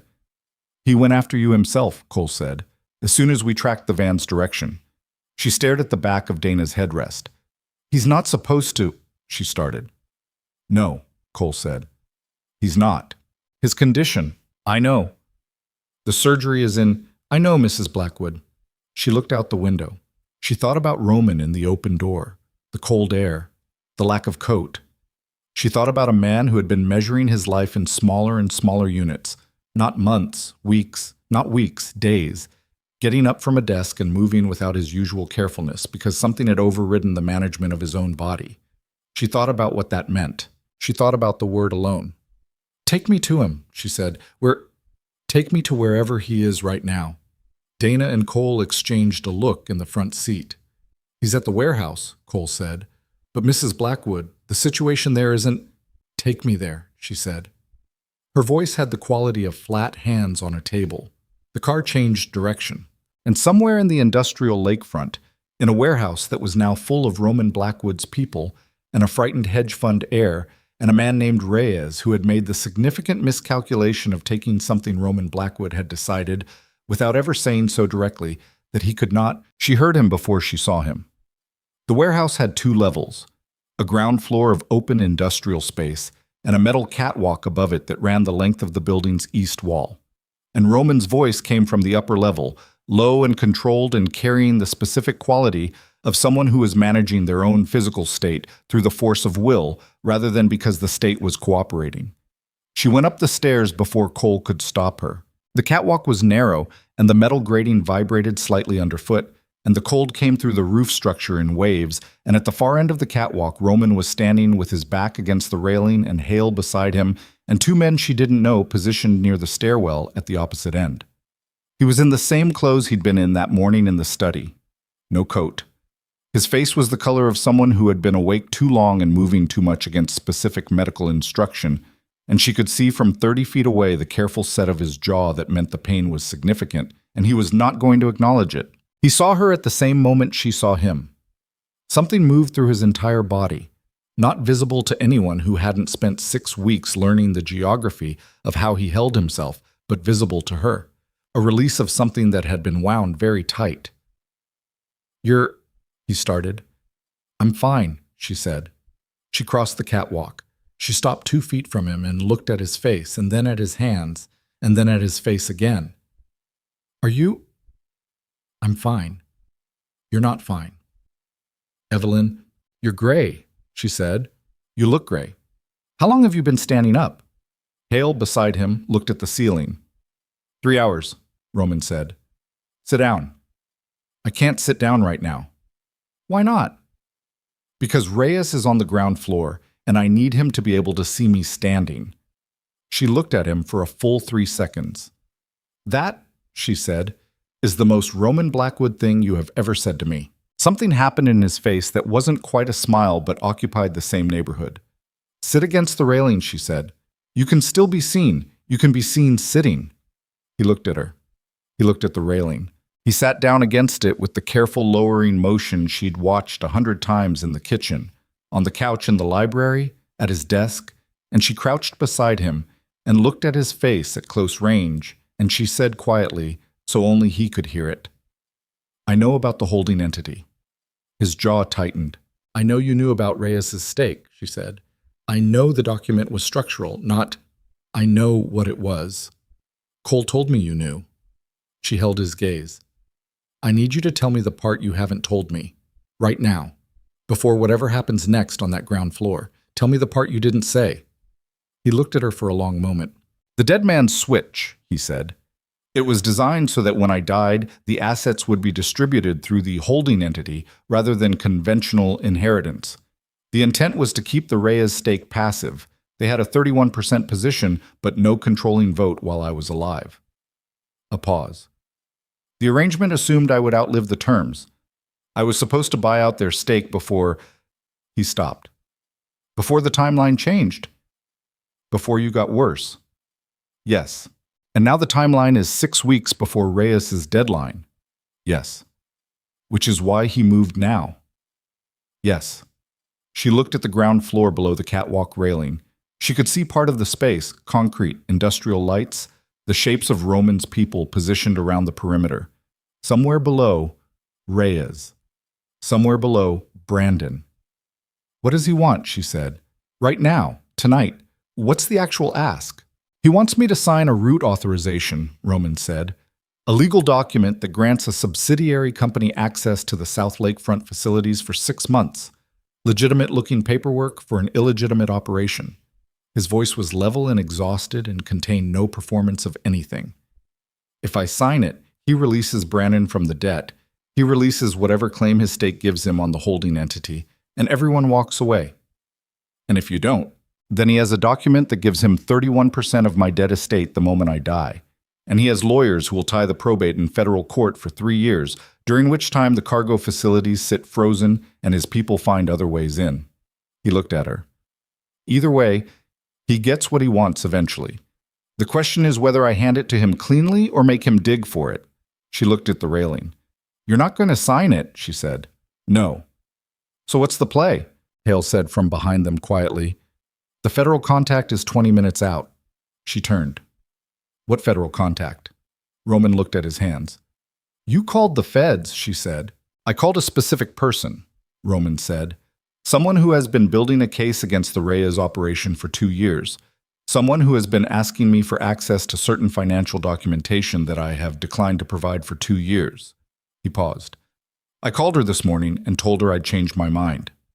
The catwalk was very quiet for a moment. You're going to give them what they need to take down Reyes, she said. Yes. And in exchange, certain other documentation stays in a drawer. She understood what that meant. She didn't say it out loud, and he didn't say it out loud, and Hale looked at the ceiling again with the expression of a man who had long ago made his peace with the specific moral architecture of his employer's decisions. 20 minutes, she said. We need to keep Reyes on the ground floor for 20 minutes, Roman said. He doesn't know about the contact. He thinks we're negotiating. Are you going down there? Yes. Not alone, she said. Evelyn, not alone, she said again, and it had the flat-handed quality that he had stopped arguing with. And he looked at her, and then at Hale, and Hale made a gesture that meant your call, and Roman said nothing for a moment. Then, stay beside me. Don't touch anything. If someone moves fast, you move behind me immediately. Not beside, behind. Okay, she said. I mean it. I know you mean it. He looked at her for one more second. Then he put his hand on the railing and stood up. Reyes was standing in the center of the ground floor with 2 of his people flanking him, and he watched Roman come down the stairs with the expression of a man recalibrating something he had assumed was settled. He saw Evelyn a half step behind Roman. Something moved in his face. Not surprise exactly, more like the adjustment of someone who had expected a different configuration. Brandon was against the far wall with Roman's man still beside him. He looked at Evelyn with an expression she had never seen on him before. Something raw and unmanaged and stripped of the usual social architecture. She looked at him for 2 seconds, and then she looked away. Roman walked to the center of the floor and stopped 8 feet from Reyes. He did not sit down.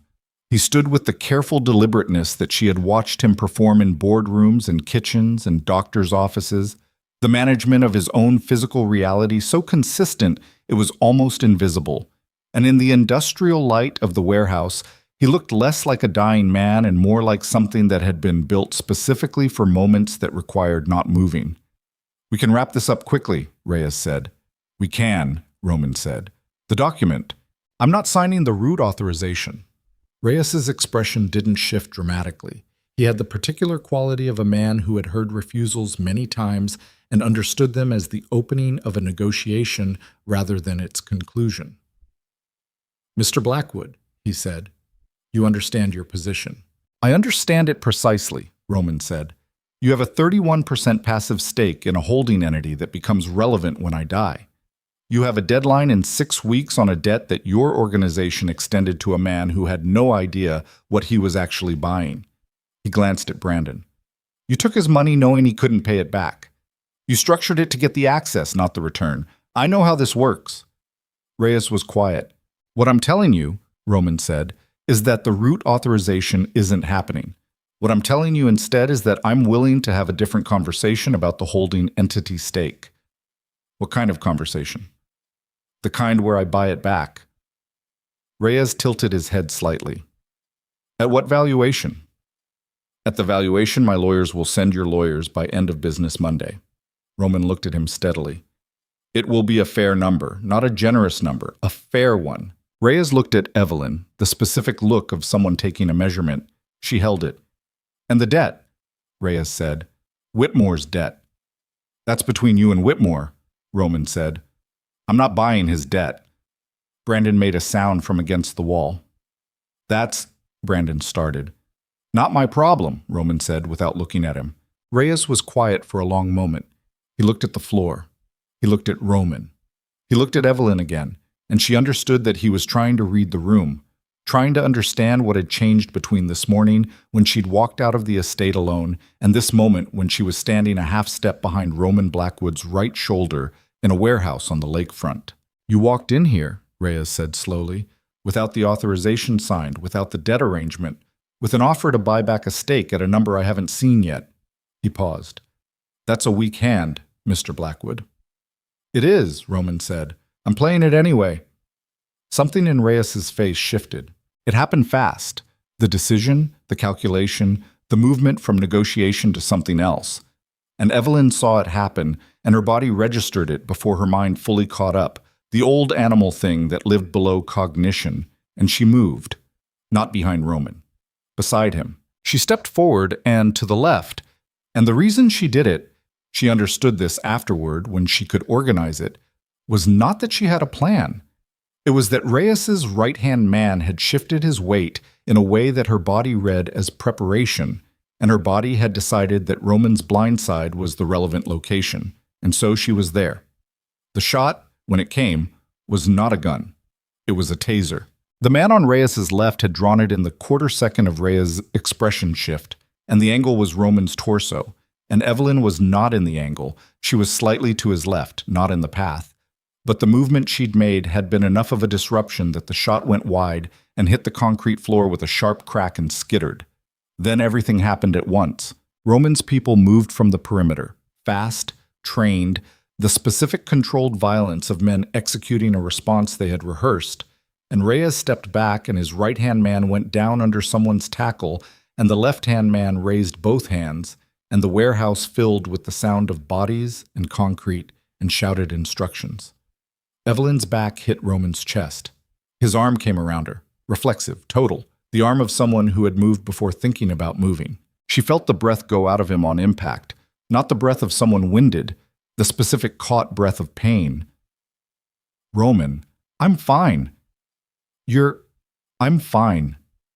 His arm tightened for a half second. Then he let go and stepped back, and she turned and looked at him, and his face was the color of cold concrete, and his jaw was set at an angle that she knew meant the pain had jumped several levels.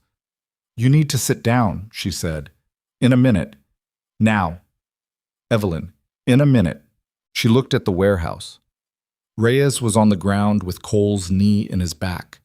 Both of his men were contained. Brandon was still against the wall, very still, with his hands up and his face doing the thing she'd seen on the catwalk. The raw, stripped look. The look of someone whose architecture had come down. Hale appeared at her elbow. Federal contact is outside, he said. 3 minutes ago. They're at the perimeter. Roman exhaled slowly through his nose. Let them in, he said. Roman, Hale started. Let them in, Vincent. Hale looked at him for a moment. Then he spoke into his earpiece. The warehouse's east door opened.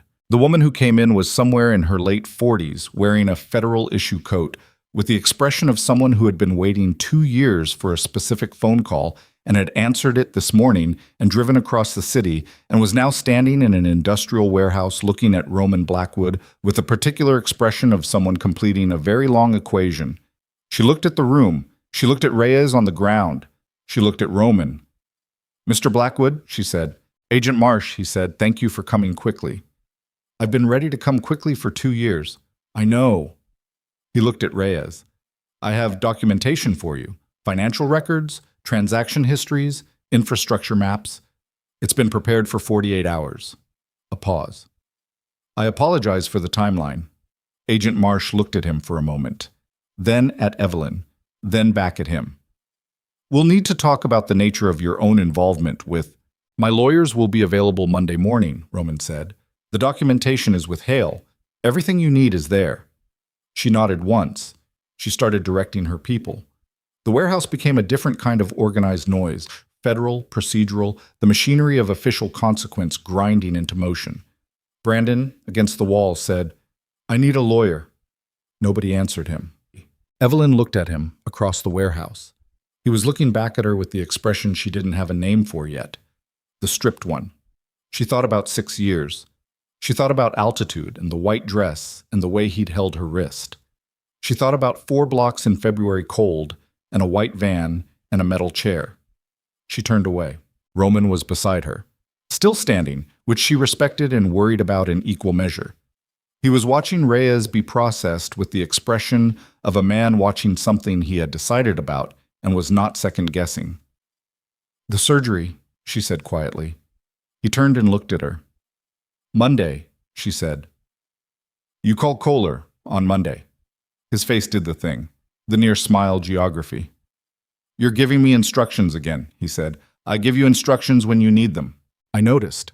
She looked at him directly, the warehouse noise around them, the cold in the structure, his gray face and the jaw and the hands and everything she had learned in 26 days, and then 32 and then 40, and then this morning and this afternoon and this evening. I walked out this morning, she said. Yes. I was wrong to walk out. You had reasons. I had incomplete information, she said, which I should have stayed and gotten instead of walking into a street in February at 6 in the morning. She held his gaze. I'm telling you now, I'm not walking out again. He was quiet. That's not something you have to... Roman. Her voice was very flat. I'm not walking out again. Something happened in his face that was larger than the near smile, something that had been held back for a long time, that lived below the management and the carefulness and the deliberate performance of a man who had spent years making himself into something that didn't need anything from anyone. He didn't say anything. He didn't have to. She looked at the east door at the federal agents moving in and out, at Hale directing documentation transfer with the efficiency of a man who had prepared for this specific contingency. Sit down now, she said, while nobody's watching. He sat down on a concrete step against the wall. She sat down beside him. Their shoulders touched. He didn't move away and she didn't move away, and the warehouse was loud and cold and full of the machinery of consequence. And outside the February wind was coming off the lake the way it always came off the lake, indifferent and thorough and constant. And she could feel him breathing beside her, the careful, shallow breath she'd learned to read, and she counted it the way she'd started counting things since moving into the estate. 1 breath, 2, 3. Still here. Above them, through the warehouse's high, dirty windows, the Chicago sky was beginning to go from black to the specific dark gray that meant dawn was coming, and she thought about Dr. Kohler's office and the number 30 and the word approximately, and she thought about 6 weeks in a window that opened and closed. She thought about 10% becoming 30.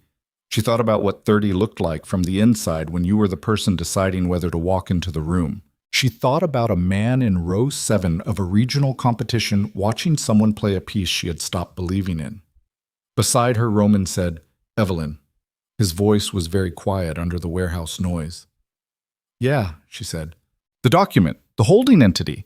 There's something else I didn't—" He stopped. He started again. "The emergency contact field. At Kohler's office. When you wrote your name in it." A pause. "I had Hale update the holding entity structure that same afternoon. The stake, Roman. The 31% that Reyes held. I had already begun the process of buying it back. Before this morning. Before the photograph." He looked at the concrete floor. "Before you found out any of it. I started it the day after Kohler's office. The day after you put your hand on the table." She sat with that. She sat with it very carefully, the way you handled something that was fragile, not because it was weak, but because it was real. "Why didn't you tell me?" she said. He was quiet for a long moment. "Because it would have meant admitting," he said slowly, "that something had changed, for me, and I didn't know if—" He stopped. "I didn't know if it had changed in both directions." The warehouse hummed and shouted around them. She looked at the side of his face. "It changed in both directions," she said. He turned and looked at her. She held his gaze. And in the east doorway of a warehouse on the Chicago lakefront, at 5 in the morning, with federal agents processing an organized crime takedown 30 feet away and the wind off the lake finding every gap in the structure, Roman Blackwood looked at his wife. The real meaning of that word, not the contract meaning, the actual meaning. And she looked back at him, and neither of them said anything for a long time, because nothing they could have said would have been more. The sun came up over Lake Michigan the color of old iron. She watched it from the warehouse doorway while the federal agents finished their work inside, that specific February sunrise that had no warmth in it, just light, flat and gray and honest the way February in Chicago was always honest, which was to say without mercy and without apology. Roman was sitting on the concrete step where she'd left him 20 minutes ago, when Hale had pulled her aside to sign something, some witness documentation that needed her signature before the federal team wrapped the scene. She had signed it without reading it carefully, which she understood was exactly the kind of thing she should stop doing, and she intended to stop doing it, and she would start tomorrow. She went back to the step. He was still sitting. His eyes were closed. His breathing was the shallow, careful kind. She sat down beside him. He opened his eyes. "Kohler," she said. "Monday," he said. "I'm calling her office when it opens.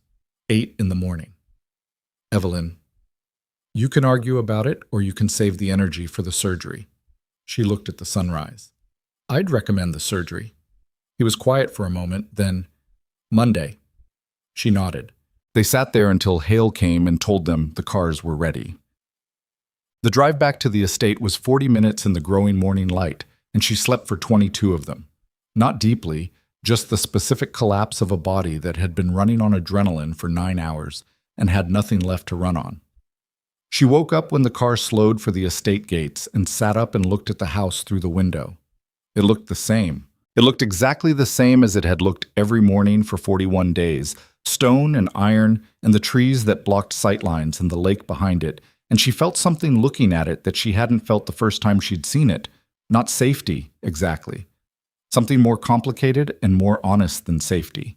Something that was close to the feeling of a place you had not chosen originally, but had chosen since. Roman was already awake beside her. He had been awake the whole drive, she thought, just quiet. They went inside. The staff was not yet present. It was not yet 7 in the morning.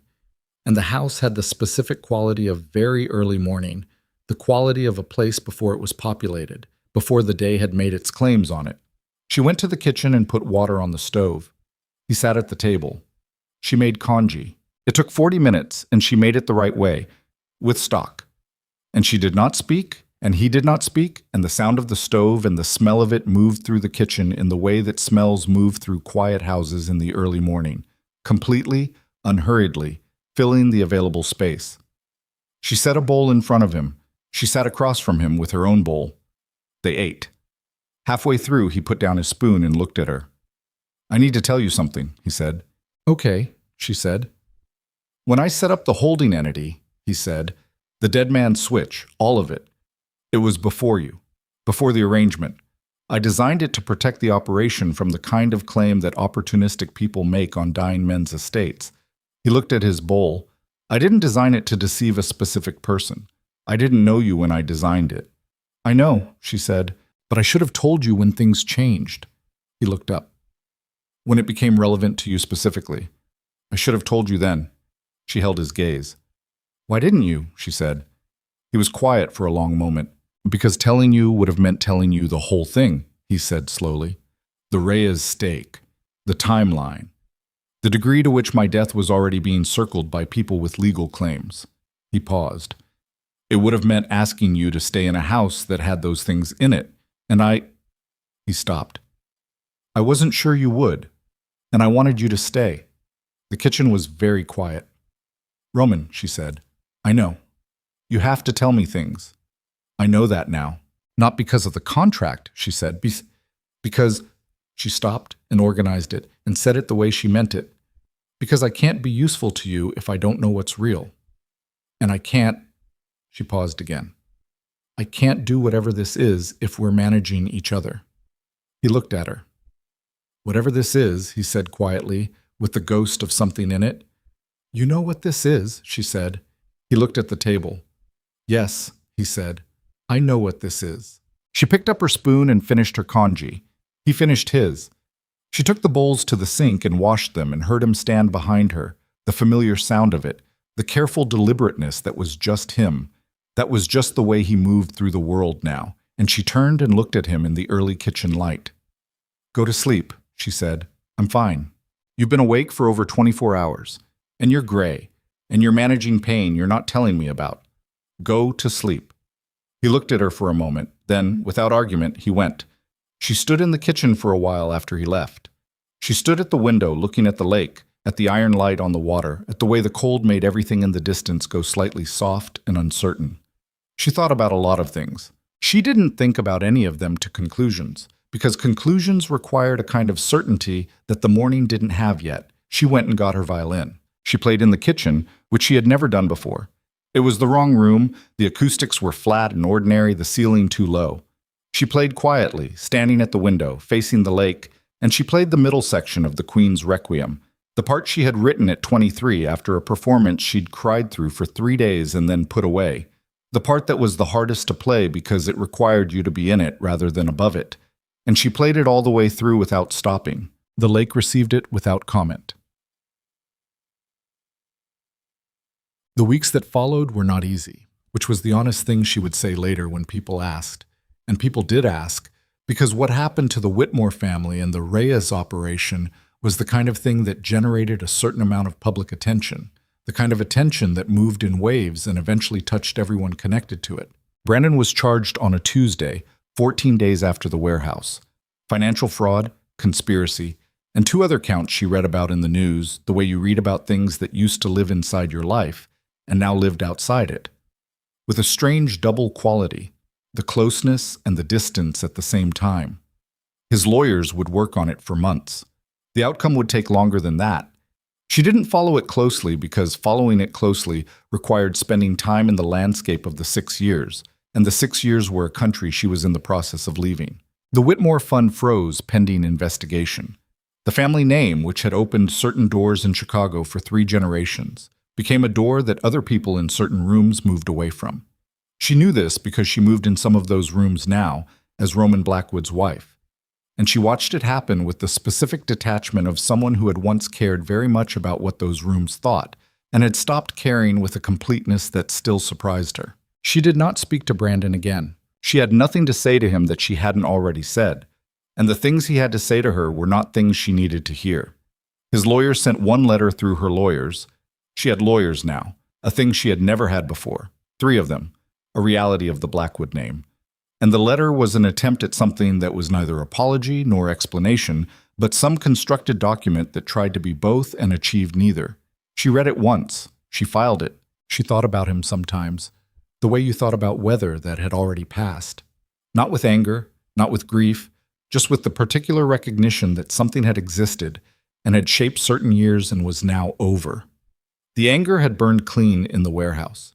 The grief had been spent over a longer period, over 6 years of smaller griefs she hadn't let herself name at the time. What was left was something quieter and more useful, the knowledge of what she had accepted in order to keep a specific version of her life intact, and the commitment to not accepting those things again. But Roman's surgery was scheduled for a Thursday in the 3rd week of March.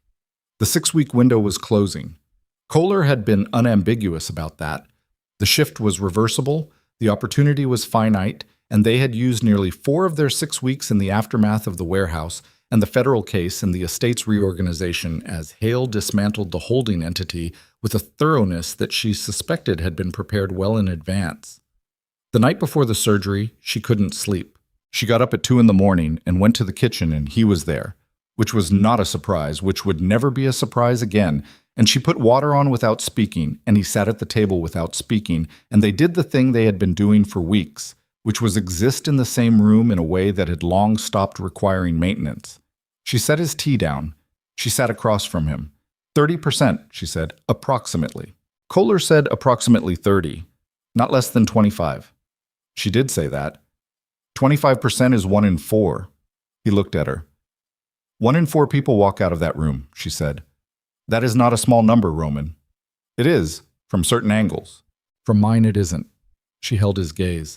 From mine it's the number I'm going to think about all day tomorrow while you're in surgery, and I need you to know that I'm on the right side of that number. In my head, you're on the right side. He was quiet for a moment.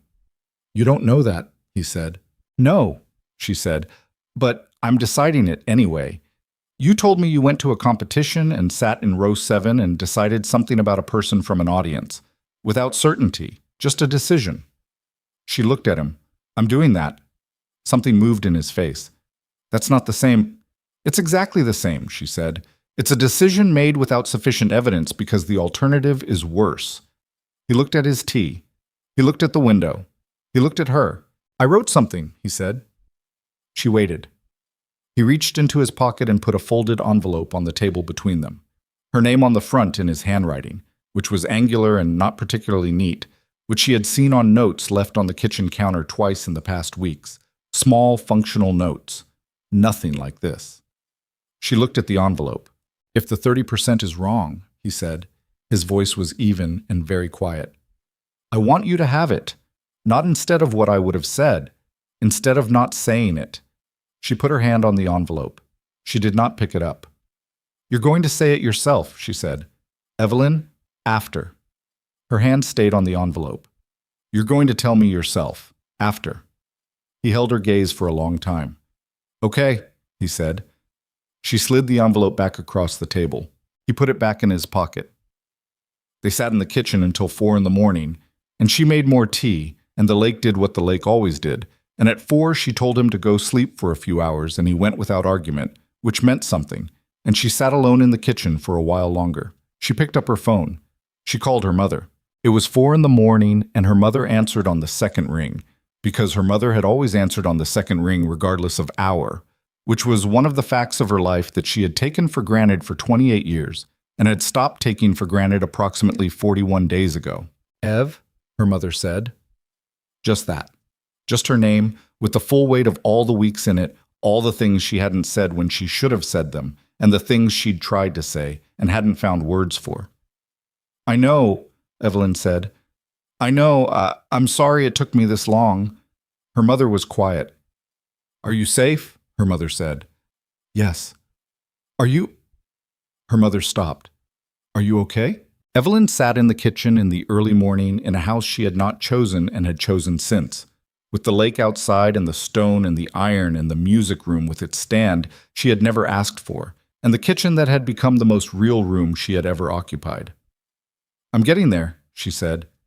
I think I'm getting there. Her mother made the sound she made when she was crying and trying not to show it, Come see me, her mother said, when you can. Just come and sit in the apartment and I'll make pho and you can tell me everything or nothing, whichever. After Thursday, Evelyn said. I'll come after Thursday. They talked for an hour. She went to sleep at 5 and woke at 7 and got dressed and went downstairs and found Roman in the front hall in a coat, Hale beside him, the car visible through the window. He looked at her when she came down the stairs. I'm coming, she said. I know, he said. The surgical waiting area of a private hospital was not a dramatic place. It was the deliberate absence of drama, neutral colors, comfortable chairs, the specific muted quality of a space designed to hold people in states of suspended reality for indefinite periods without the room itself adding to the wait. She sat in it for 6 hours and 14 minutes. She had brought the violin. She had not played it. There was a waiting room full of other people in other suspended realities, and she was not the center of anything that day. But she had it with her the way she always had it with her now, the weight and presence of it, the object that was hers more completely than any other object she had ever owned. Hale sat with her for the first 2 hours and then had to leave for something estate-related and came back at hour 4. Dana brought food at hour 3 that Evelyn didn't eat. A woman across the room cried for a while and then stopped, and Evelyn looked at her, and the woman looked back, and they shared the specific brief acknowledgement of two people in the same uncertain country. She thought about a lot of things in 6 hours and 14 minutes. She thought about the white dress and the rain and the awning of a closed insurance office and 3 black SUVs at a curb. She thought about a music stand that appeared without being asked for. She thought about the kitchen at 3 in the morning and the word alone and the 4 seconds she had held her hand on his at the kitchen table. She thought about row 7 of a competition she had placed second in because she had a partner who made her feel her ambitions were inconvenient. She thought about what it meant to be known, not performed for, not managed, not tolerated as a feature of your own life. Known, the specific, quiet, demanding thing of being seen by someone who was paying the kind of attention that required them to be fully in the room. She thought about what she wanted, not the contract version, not the arrangement version, not the version she had agreed to in the first days when she was 28 and wet and had nowhere to go. The version she had arrived at on her own, through 40-some days of kitchens and music rooms and catwalks and concrete floors, through a warehouse at dawn and an envelope she had refused to open. She knew what she wanted. She had known for a while. The surgeon came at 6 hours and 14 minutes. She was a different doctor than Kohler. The surgical team, Kohler had explained, was 5 people. And she was in her scrubs still, and her expression was the practiced neutral of a person who delivered outcomes daily without taking responsibility for which outcome arrived. She sat down across from Evelyn. Evelyn looked at her face and tried to read it and could not read it, which was the most terrifying thing. The procedure is complete, the surgeon said. Mr. Blackwood is in recovery. Evelyn waited. The clot was successfully removed, the surgeon said. There were 2 complications during the procedure. His blood pressure dropped significantly at the 90-minute mark, and there was some unexpected arterial involvement that required additional time. She paused. We were able to manage both. He's stable. The waiting room chair was very solid under her. Stable, Evelyn said. Yes. He'll be in the ICU for observation overnight, possibly 2 nights. If there are no secondary complications in the next 48 hours, the prognosis is... The surgeon paused, choosing the word carefully. Significantly improved. Evelyn put both hands flat on her knees. She pressed them down. Can I see him? She said. In about 2 hours, when he's moved from recovery to the ICU. Yes. She nodded. The surgeon stood and left. Hale beside her exhaled slowly. Significantly improved, he said quietly. To himself, or to her, or to the room. Evelyn sat with both hands flat on her knees and thought about 30% and what it looked like from the inside of the right side of the number. And she thought that it looked like a waiting room chair and 6 hours and 14 minutes and a surgeon's practiced neutral face becoming the delivery of a word she had been holding space for since 8 in the morning. Stable. She was not a person who cried easily. She had spent a significant portion of her life learning not to be in the particular way that people learned it when they had partners who used tears as evidence of instability. She had unlearned some of that in the last months. The kitchen at 3 in the morning had undone some of it. The warehouse dawn had undone some more. But she was not a person who cried easily. She cried now, briefly, not dramatically, in the particular way of someone releasing pressure that has been building since before they were aware of it. She pressed her fingers against her eyes and breathed through it, and Hale said nothing, which was the right thing to do, which was something she had come to understand about Hale, that he was very good at knowing when nothing was the right thing. She picked up her violin case. She held it on her lap. She waited 2 more hours. He was awake when she came in. Barely. The specific barely of someone in the early hours of coming back from anesthesia, eyes open at reduced capacity, awareness present but not fully assembled. There were monitors and an IV and the clean, indifferent machinery of medical recovery surrounding him, and he looked smaller in the ICU bed than he looked anywhere else, which she understood was what happened when you removed someone from the context that held their size. She sat in the chair beside the bed. He turned his head and looked at her. "Hey," she said. His mouth moved. Not quite words yet. "Don't," she said. "You don't have to say anything." He looked at her for a long time with the half-assembled expression of someone who was working back toward themselves from a long distance. She put her hand on his. He turned his hand over and held hers. They stayed that way for a while. At some point he said her name. Just her name, the way you said something when the word itself was enough, when it was the only word that contained everything you needed to say. "I'm here," she said. He closed his eyes. She sat beside him while the monitors tracked the fact of him continuing, and she listened to the rhythm of it, and she thought about what she was going to tell him when he was more fully himself.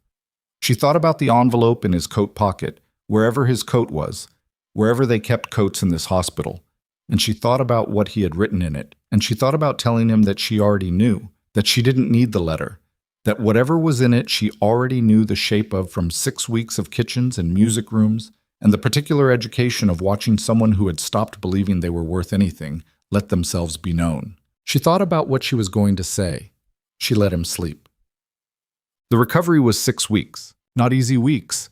There was no version of a brain surgery recovery that was easy, and she did not pretend otherwise, and neither did he, and neither did Kohler, who visited 3 times and spoke with the directness that Evelyn had learned to find reliable.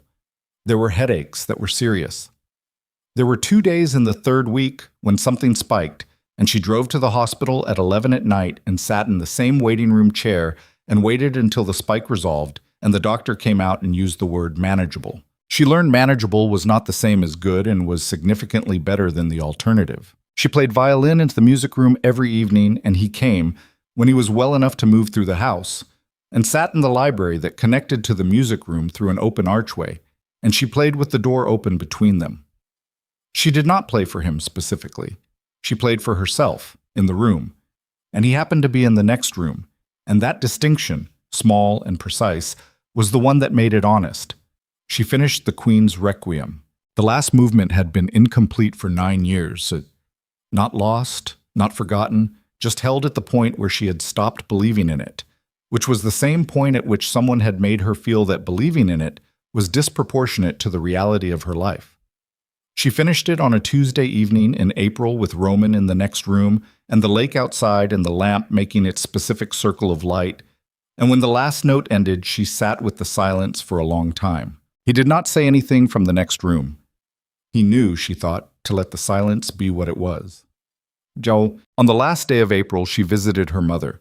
She came alone, took the train, which she had not done in months, and which had the quality of a thing returned to.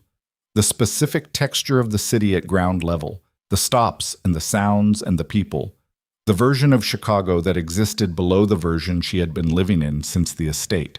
Her mother's apartment was exactly the same. It was always exactly the same, which was one of the things she had always taken for granted and did not take for granted anymore.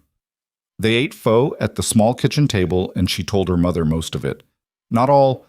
There were parts that were not hers to tell, parts that belonged to the architecture of a life she had moved into and was still learning the dimensions of. But most of it. The white dress and the rain, the SUVs, the contract, and what the contract had become. The surgery. Her mother listened without interrupting, which was not her mother's natural mode, which meant her mother understood that this was the kind of telling that needed to run its course. When she finished, her mother looked at the table. Then she said, Is he good to you? Evelyn thought about it, not the surface of it. She had the surface. She could give the surface in 30 seconds. She thought about the actual fact of it, the music stand, the 3 in the morning kitchen, the envelope she had never opened because she had made him promise to say it himself, the way he had turned his hand over in the ICU bed. Yes, she said. Her mother nodded once, the nod of someone deciding to accept something that was true even if it was complicated. Okay, her mother said. She got up and refilled the bowls. Okay, up. The concert was in June. The Grand Hall, downtown Chicago, the kind of venue that announced itself through its own scale. The chandeliers and the dark wood, and the specific hush that settled over a full house in the 30 seconds before the lights changed. She had been asked, through a series of steps that had involved Kohler and Hale and a board member she had met at the Aldridge luncheon, who turned out to have genuine, rather than performative interest in contemporary violin, to perform an original composition. She had said yes. She stood in the wings in a black silk dress and held her violin and breathed. This was not a competition. This was not a corporate event. This was not background music for a room full of people managing each other. This was a stage that had been built for exactly this purpose, a room full of people who had come specifically to hear, and she was going to play something she had spent 9 years finishing. She breathed. She walked out. The house lights were full, and then they dimmed, and the spotlight found her, and she stood in it without flinching, which was not something she had always been able to do, and was something she could do now, and she looked at the audience. Front row, left section. Roman Blackwood was sitting in the seat she had asked Hale to reserve, the one she had described when Hale had given her the seating chart, the one she had located on the chart and pointed to and said that one. Row 1. Not row 7. He was sitting with his silver cane leaning against the seat beside him, and he was looking at her with the expression she had learned to read, the fully present one, the one that had no management in it, the one that meant he was completely in the room. She looked at him for 1 second. She raised the violin. The hall went quiet with the specific quality of a large space preparing to receive something it has been waiting for. She played. She played the Queen's Requiem in its complete form for the first time in front of an audience, and she played it all the way through, every movement, the 9 years and the 2 movements she had always known, and the last movement she had finished in April with a lamp in a circle of light and a man in the next room who knew to let the silence be what it was. She played it without stopping. She played it without looking at the audience, which was what she always did, which was the thing that had always been true about her. That when she played, she was not performing for anyone but in the thing itself, in the specific present tense of sound being made and received and becoming something that had not existed before. And that was why it worked. That was why it had always worked. That was why a man had sat in row 7 of a regional competition and decided something about her from an audience. The last note held, and then it was gone, and the hall was completely silent for 3 full seconds in the way that halls were sometimes silent when something real had happened in them, and then the sound started. She stood in the spotlight and breathed. She looked at the front row. Roman was not applauding. He was sitting very still with his hands in his lap and looking at her with an expression she had never seen on him before. Not in the kitchen, and not in the study, and not in the warehouse, and not in the ICU.